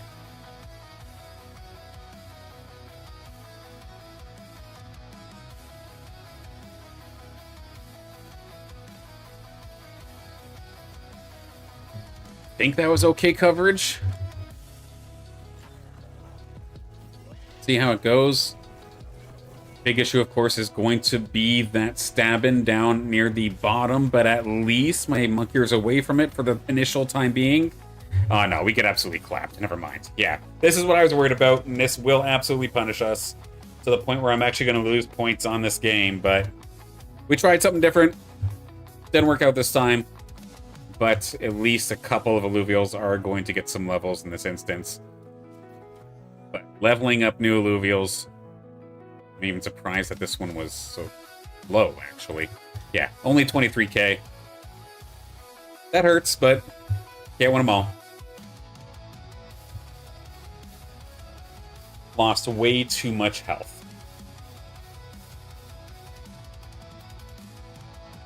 Time to squeak in one more here, so let's get into that essentially right away.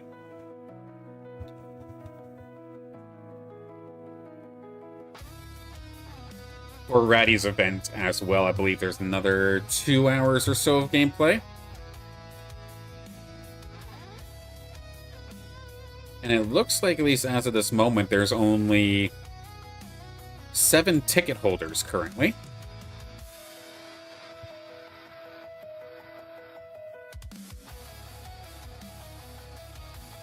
Because, of course, that is the one thing about the Ratty Data tournaments. If you do want to get involved with those ones,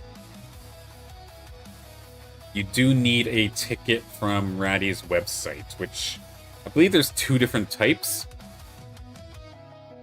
There is like just a tournament pass, and then there's like a pass to the website as a whole. When lobbies were tough, I avoid playing low-level Illuvials. Bots can be strong, 100%. It definitely makes sense.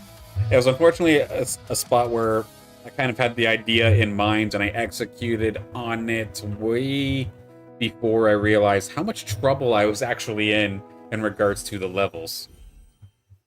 I mean, this lobby is pretty tough as well. So I'm going to very quickly go over. So we're in the 30s. Yeah, this was a little bit easier compared to the last one in terms of average bot level. But that's not saying that the people in this lobby are any easier, though. Squawk is absolutely devastating. Wolverine, absolutely devastating. Kip is not new to me, but I don't see them too often. But there we go. A level 19 on their way up, it looks like.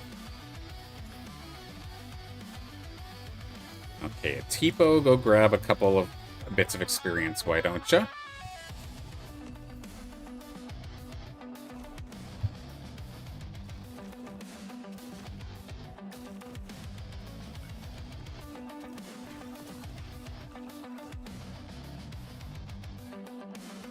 Come on, item. There we go. Okay, links.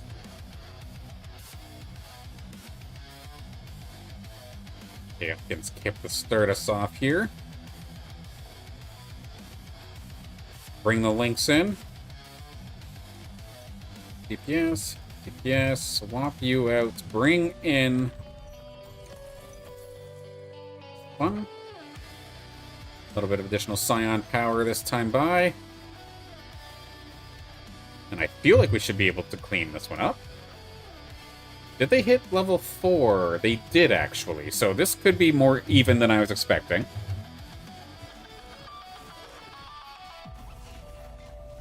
The newly level 60 Titopi, holding the line for at least a little bit, keeping it nice and close. Does end up going down, but the Lynx and the Greco are going to be able to clean that one up.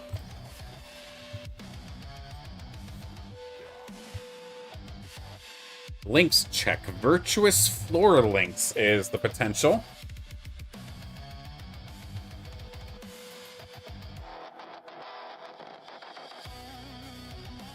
Which, if it's the Flora Lynx, I think we can go with Old Faithful here in a second.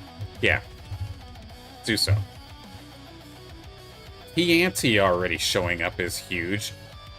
And having so many offensive augments is weird, to say the least. Level up.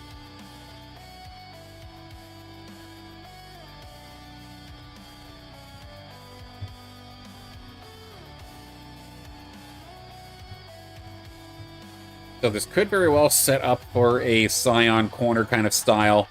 My traditional style, but just pick up a snake instead, since I have all of these physical augments.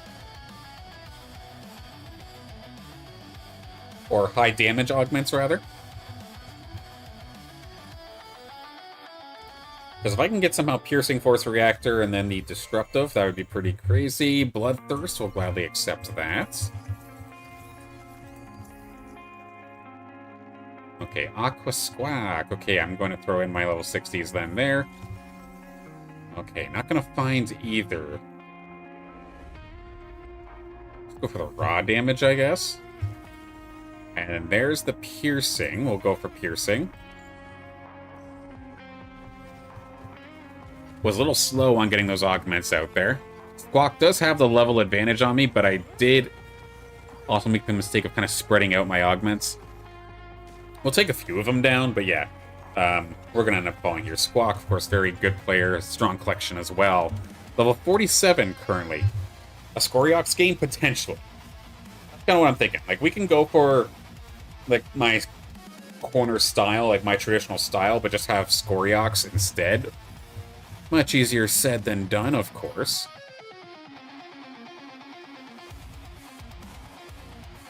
Okay, no skin Stunna. This is one of the bots, if I recall correctly. I'm not going to be using Valente, so I can clean up shop there.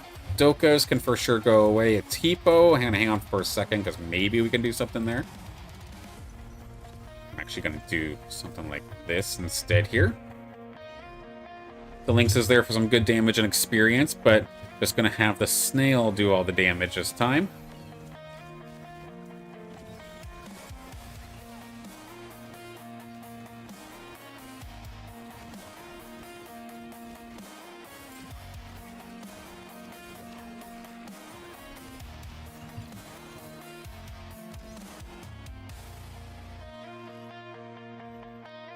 Okay, so another Petty, a Kuka.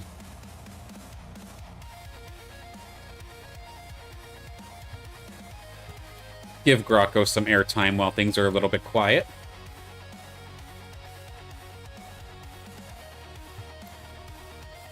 Potentially Wildfire Arcanite. Is that something that maybe I can try here?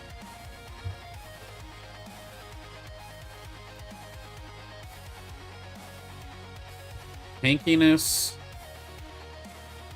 Let's go for the raw... Oh, no. Go for the Halo. Halo Stasis. Wolverine 7/7. I can't stay at 6 for this. Okay, you go here. Puka potentially.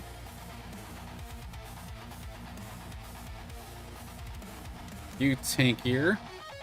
I don't know, these are a bunch of rogues diving in, eh? So let's do something like this instead. Little Omega Power onto my snail for the time being. I feel like this is an okay setup. I'm not confident with it, but at least maybe I can take a couple of Illuvials down. There's double links, and my original links just got absolutely chopped through. Yeah, we're going to be able to take 2 down, but that's probably going to be it. Not ready. Tipo, you can go. Because if I'm going for Scoriox, I cannot stay at an early level for very long. Which is like completely counter to like everything that I do. Okay.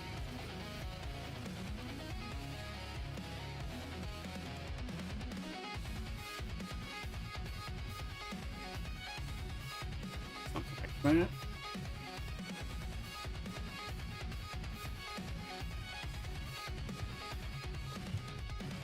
Finding the Flare is also another one of those tanks that I do need to level up a little bit, so I don't mind giving them some airtime.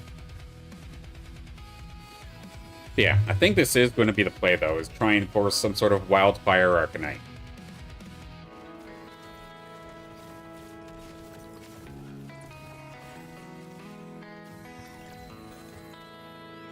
Make that happen. I don't need you. I don't need the Atlas.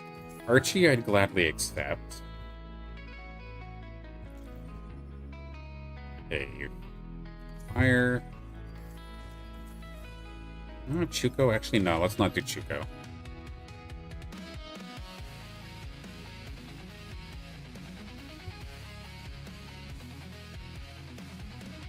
I think I could win this with Art Archos.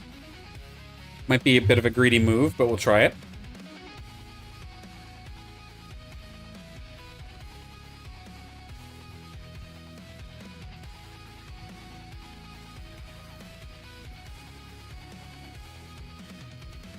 At least damage augment-wise, we're already in a great spot, having the Piercing Force Reactor, and then I could reroll this if I need to, into hopefully getting the one with the skull on it, the Disruptive Force Reactor. But it all depends on what other people are running, and as it stands right now, I mean, there is the potential for an Umber, so actually I'm gonna start doing this ahead of time. If Wolverine is going for Umber, I need to hit dodge. Okay, reduce healing, not gonna matter. Omega Power, second Blossom damage, yes please. Oh, Ador showing up is quite nice too, actually, we would definitely need that. Bang, bang, bang, there we are. Then get you in here. Ladder my empaths.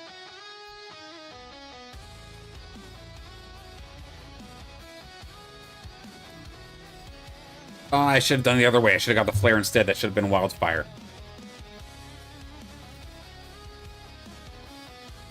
Might still be okay, though. Yep. Thankfully, their Illuvials got stuck on my Crunk, so that worked out, actually. Okay, Lynx check. Nobody else has gone for them.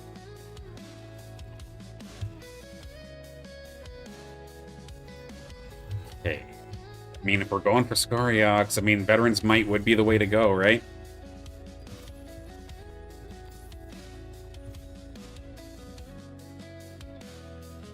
Okay, Wildfire, get that set up now. There is the Lynx.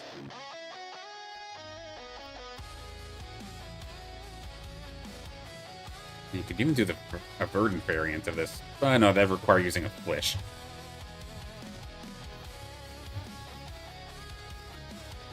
Is that actually too early for Ador? Might be a stupid move, but we're going to do it anyway. Very cluttered bench.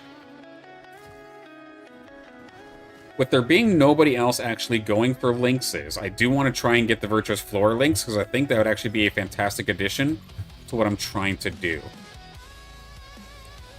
Next. I'm not going to get the one that I was looking for, but we can still do that for now. I need a Rye. I'm very close to also getting Seaforus. There's Rye. Fury is here as well.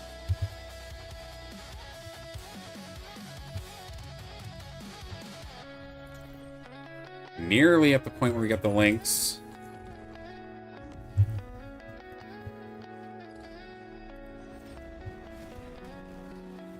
Level 6, I throw either the Rye or I throw the... probably throw Fury in, actually, instead.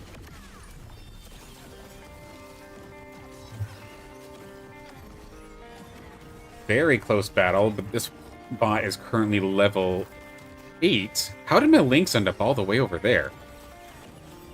That's kind of funny. We're going to barely lose this, I think. Damn. But we have much more health compared to, say, the other game, though. We're finding a little bit of everything at this point here. Lower my chances considerably. Right level, but I feel like I'm going to have to. Fury onto the field. Give you the offensive augments. Archie, yes please. Archelion, welcome. Another Fury, potentially. Potentially more heavy. There we go. Fully evolved Lynx is here as well. My Virtuous Floor Lynx. Not going to get its cast off in time, though, to save the Blotto. No, it will. Just barely, actually. Not going to be able to pull that one off. One more shot before going down. We'll end up absolutely cooking. Okay, so now I actually need to level.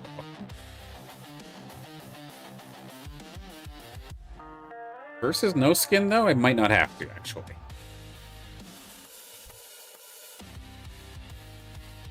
If I angle up my... Oh, no, let's keep the healer right there. Do something like this for a time being. Since we're up against the bot, I might be feeling stupid confident. And I was...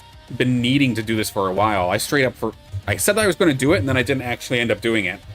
But to start recycling the damage augment to get the one that gives True Sight. Get the Disruptive Force Reactor instead.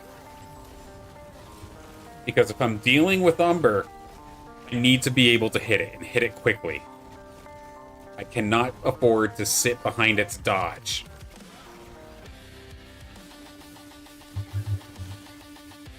Yeah, there we go. It was a good call not to level there, force level. Oh, we actually got it right on frame 1. There we go. Disruptive Force Reactor is in. Okay, so Sinolf, or not the Sinolf, it's going to be the Alfie, rather. Going to be shooting here in just a second. Let's spread out ever so slightly. Then I'm going to make the slightest of adjustments where I'm going to give this augment actually over to Archelion to give the Tianti a little bit of fields, expecting the Sinolf to do some damage. I tried to spread out my Fury from my TNT just ever so slightly as well, to hopefully be able to not get caught by the Sinolf Beam. But right now it's just my tank line and my Archelion taking major heat. A very close battle, but we will get Wraith Striked and taken down. Playing we will need 100%. Right away, though, I'm not sure. Let's get 3 fire on there to make my Fury just that much stronger. Mine would be nice for Verdant. Exactly. That's exactly where I'm going to direct my attention next to. Like, even just ignoring Wildfire and going for Verdant instead, that might be a wise way to do it. Absolutely.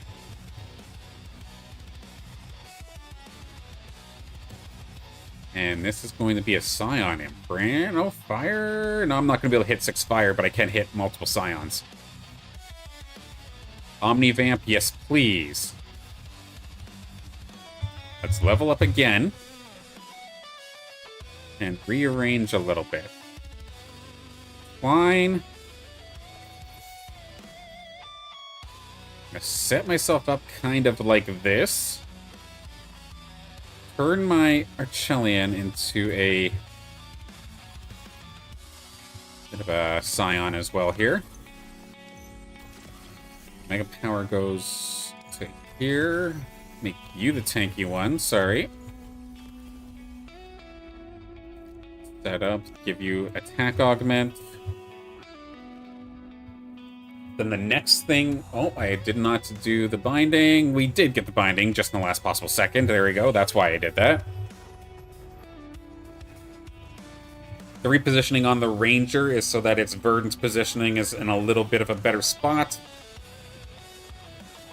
Actually able to help Fury compared to its old position. And now, being level 8, where does this bring us in the snake check? As it stands right now, there are a couple. Dead Chat the bot's going to be carrying a few. Aqua Squawk, of course, has a couple. We're going to win this battle, thankfully, here versus Claws. We're going to be able to take care of that. And they only have the one, or is this mine? What just happened here? Empath, no. No. Wait, no, I do need one actually for... Yeah, let's try Empath, actually. Squawk has how many on the bench? They don't. It's actually more so towards Behemoth, eh? Okay. We'll scoop this, scoop that. This is a little bit out of place, actually. Let's bring in Burn. Turn one of my tanks into a Scion temporarily. And then if we can beat Dead Chat, I think I all in on Scoriox. At least that's where my mind's at.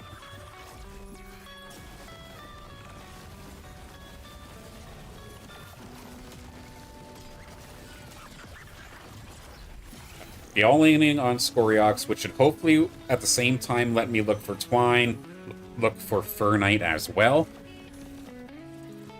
And then if I'm really lucky, maybe find Blotto. And being able to incidentally add Aegis to this team at the same time. But having Adorito right now for some of those percent-based heals. Does Virtuous Lynxes just suck now? How is it that I had HP dropping low and it's still only healing like 3,000? That feels painfully low here to me. Considering it's supposed to be based off of missing health.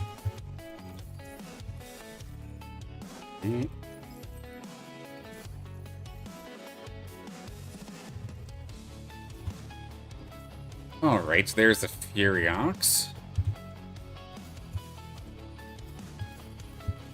Blotto has arrived. Honestly, yeah. I feel bad. I love my Lynxes, but this is the first time like I'll straight up say Lynxes suck. And keep it on the bench here for the time being.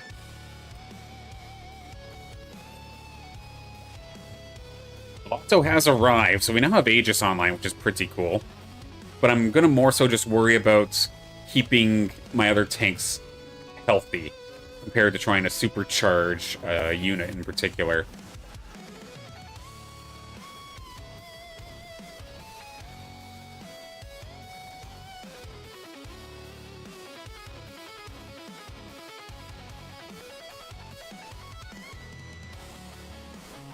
Alright. Plasma Knight is actually here. and I'm kind of torn. Should I put the attack damage augments onto Blasonite instead?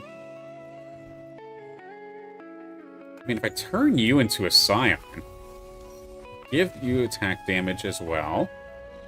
I feel like this isn't actually a bad setup here in all reality. A little bit of a mess up there with the Railu. Furiox would be the better attack damage item holder. I can definitely make that swap back then in a second here. Even though it's a stage 2 versus a stage 3. Okay. I know that for the next go-round.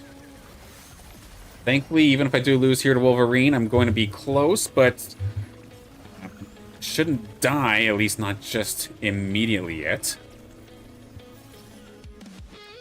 This is very tough, very close. Thankfully, we do get rid of the Sin-Alph, and we are actually going to be able to win this one. The Wildfire inadvertently does get used anyway. Okay, so let's give Furiox these back. Let's keep the Scion weapon onto, or Scion augment, I think, onto Blasonite. If I'm not going for Arc, should I just be going? It's Foe that I need then, right? If I wanted to do Verdant Arcanite?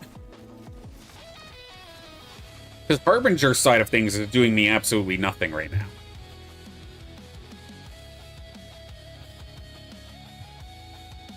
I mean, finding those 2 Scorioxes or Furies is definitely nice. Okay, let's see. This is the one I need to level. Oh, come on through. It's the last one, Nolan Nightlove. Yes.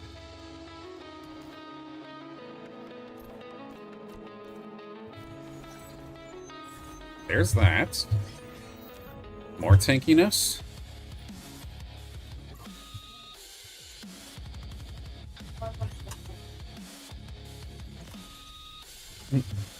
What's that?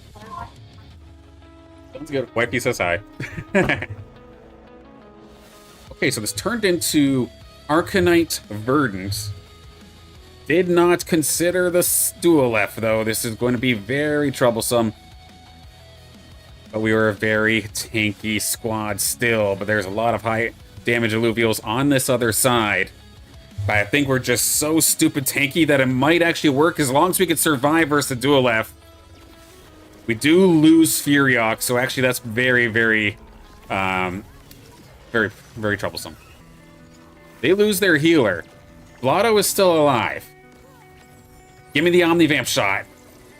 Not going to be enough. Maybe if we're lucky, this is close enough to not die. Oh. Damn it. So there was definitely a play that could have been made there that I made the mistake of. If I recall correctly, I was still level 8, right? Yeah. So in theory, sell the... Or no. I could have sold something to get up to level 9, throw the links back in there, and that would have been 8 nature. Damn it. Nah, I was distracted and unfortunately got wrecked because of it. Oh no, I'm not going to blame it on that. Just misplay all around. But we can take a look at our very final, our top 2.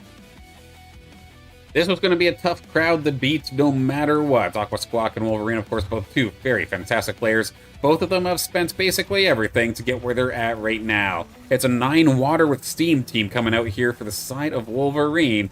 Then Aqua Squawk over here with a heavy air-based team with Inferno and Dust, but more importantly, Natural, Behemoth, and Enchanter coming on through, and it's looking like the Enchanters and the Behemoths are going to be able to pull them through rather nicely.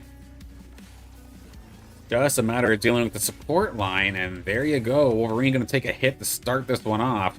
Riplance, though, did just show up, so we do have a pretty beefy brawler coming on through. This one, of course, level 56 and nearly perfect on stats. A very, very nice Riplance indeed. But can it get the time necessary to actually snowball and get the ball rolling? They do have that Echo Force reactor to potentially get a couple kills and then just start beefing up their attack. But considering they're going directly into a Seer, that scares me a little bit here for Wolverine in their current positioning. And the block coming on through as well for the... for the side of Aqua Squawk.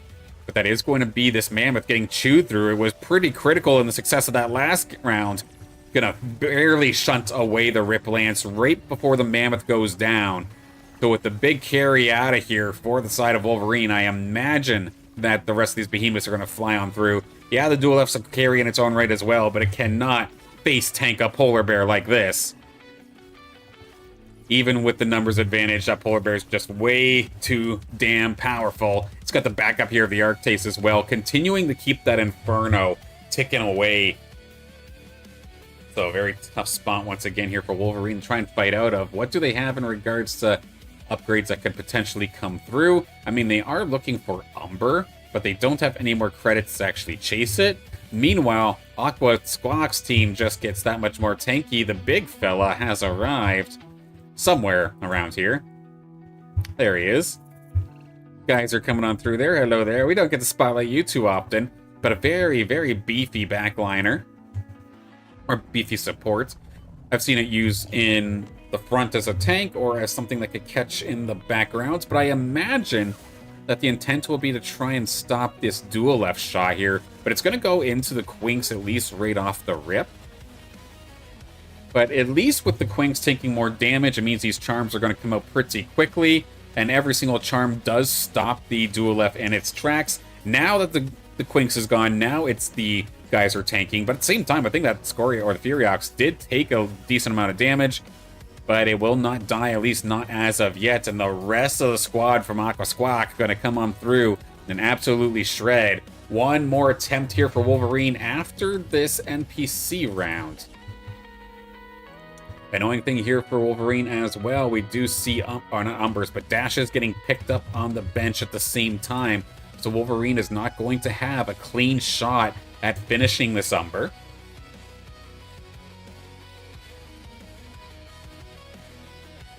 The team is good. Steam Harbinger is always very, very deadly with having so much water, being able to get so much energy regen while also getting additional Omega power on every single cast here for these water units. But when you have so many interrupts or ways to dissipate the damage from the Dualef, you need the Umber, and the Umber has arrived. They were able to get it while contested, so they have the best case scenario, I think, here for their team. The only other upgrades I can think of is fighting for the Geyser or going for the Mammoth, which of course both completely contested. Scoriox has arrived though here as well. It's got all the offensive augments it could potentially want. Maybe not the perfect augments, but still offensive in nature. Gonna do a great job. Gazatep is also here, hollowed out from Aqua Squawk. Going to be doing a fantastic job of just giving this Dualef, turning their life into an absolute living hell. But where does the Umber go? It's going to be diving towards that Gazatep off the rip. You'd obviously want to get rid of that thing as quick as possible, but knowing that the Polar Bear, the Jotun for Aqua Squawk, is in prime position to catch this Umber, and that I'm going to argue is probably going to be the big deal breaker for the matchup. Let's switch it around here. The Gazatep does go immune, but it does lose a ton of HP. At the same time, lining up here with the Dualef does allow for the Scoriox to go down as well as the Gazatep. So with no more stuns, this is actually looking pretty good. They can turn onto this Polar Bear much sooner, and a big shot from the Dualef. Wolverine, there's no chance you turn this around now, do ya? Incredible back and forth here for both players, and with both players as well rather low on economy. There's not much else that can truly be upgraded. I do see over on the side of Aqua Squawk, we do have a couple of Adors coming on through, potentially looking for Adorito to squeak into this team. But we do have one here for Wolverine as well, going to be joining the squad potentially, or at least just trying to make it difficult to actually pick up. But Duel, good to see you. I hope you're having a fantastic day. GG's earlier, by the way. But there we go, Wolverine and Squawk. I mean, they're both hanging on to their credits. Wolverine the one who could potentially end up losing here. Umber going to go onto the right-hand side instead. Let the Gazatep run free. That's got a better angle on the Umber's battle here. Right above my head, oddly enough. They clean up quite nicely. Let's flip around one more time. Duelef in the corner being pressured by the Arctes. Actually, the Arctes shooting completely elsewhere. But the Umber is gone, it looks. Oh no, it's right there. He was hiding behind the Mammoth this entire time. Jump scare Umber doing exactly what it needs to do. And so far, Wolverine bringing it back here. Squawk down to within kill shot. Next round wins. Level 10 here for Wolverine to potentially just throw this Ador on the board. Get an additional empath online. And then, oh, they're actually going to even throw the Fern here instead, it looks like. So a nice little change up here for Wolverine. Meanwhile, Aqua Squawk, they've spent the bank looking for something. They've got a handful of things at this point here, but not enough to actually score an upgrade. They do have a Rake that's going to be diving on through, it looks like.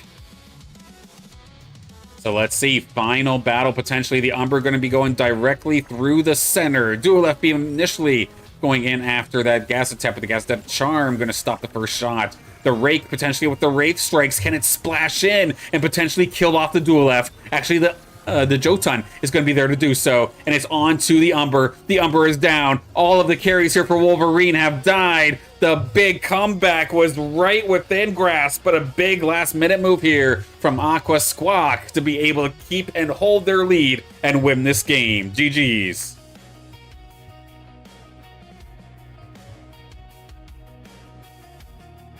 There we go. Happy to get a little bit of experience here onto the Virtuous Links. Almost got that thing to level 30. Get it a little bit on the come up. That was a fun one. Yeah, that was cool.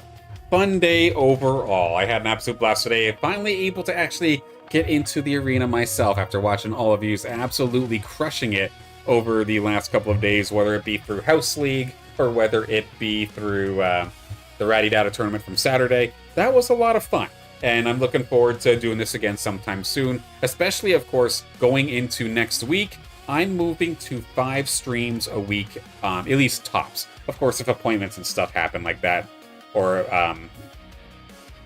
something along those lines, I'll have to adjust, of course. But I'll throw a schedule up ahead of time so you know exactly what's going on. But yeah, in a scary instance here where it's either back off and maybe look elsewhere, or double down, I'm doubling down. Going to be doing up to 5 streams a week now. Again, the idea that I'm thinking is more so towards, say, some sort of arena-based topic on Monday, deathmatch on Tuesday. Wednesday is going to be This Week in Illuvium, of course, with the House League prizing openings as well.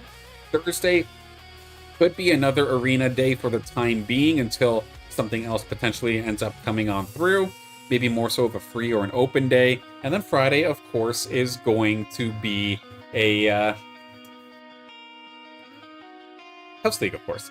Which, of course, registration for House League is now open. The link to registration is in the description of this stream if you'd like to take the shortcut and just get it done right there and now. Make sure you're not getting wrecked by the waitlist so that we make sure you're in right off the rip.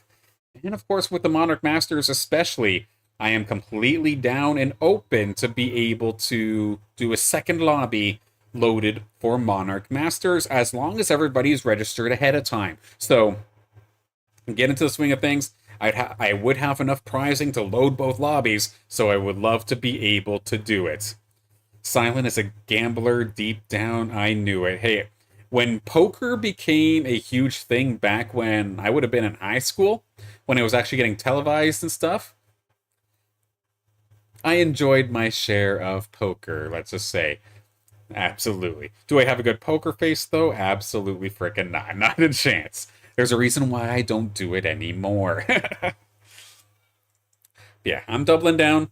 Going to be streaming much more. The intention, of course, is still to be everything Illuvium, even though it is, of course, very scary with it being a little bit of a quiet, the calm before the storm. A lot is relying, of course, on Obelisk Rising, not just to be a fantastic game in its own right, but to finally connect all of the games here in Illuvium with of course, Arena, with Zero, with Deathmatch, we'd finally get a true taste of what the ecosystem, what the universe can feel like in Illuvium once Obelisk Rising is out. And we haven't felt a glimpse of that since the closure of Overworld. And even with Overworld, we didn't get the true utilization that I think we were looking for. So Obelisk Rising has a lot riding on it. And I'm going for broke. Either this works out and we go along for the ride, or we crash and burn, and unfortunately, I can still say that my time here with Illuvium is still a fantastic experience. I don't regret a thing, but it would end up being just a portfolio piece. But at the same time as well, with all the connections and all the people that we've met here through the Illuvium community, that in itself is a win in its own right, regardless as to what happens with the game. So as always, big thank you to all of you for tuning in week after week, whether it be in competing in House League or just supporting me, and with your viewership and with your help with my collection as well. It's absolutely incredible, and it keeps me going. And as long as I'm having fun, we'll keep doing this. So next stream, it'll be this week in Illuvium on Wednesday. Go over any sort of news. Hopefully, ADR comes back. That would be absolutely huge, at least to me personally.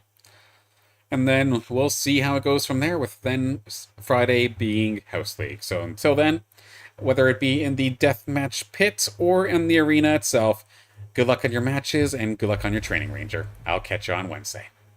Woke up tired, didn't sleep all night. Mine's still running like a traffic light. Red for stop and green for go. I'm stuck somewhere in between them both. Brushed my teeth and checked my phone. Everyone looks like they've already grown. Smiling faces, perfect lives.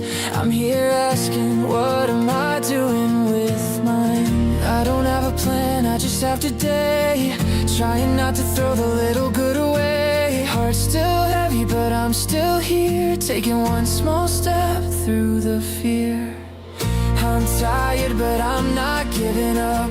I'm scared, but I'm still showing up. One small step is enough today. I'm not fine, but I'm on my way. I'm tired, but I'm not giving up. I'm scared, but I'm still showing up. One small step is enough today. I'm not fine, but I'm on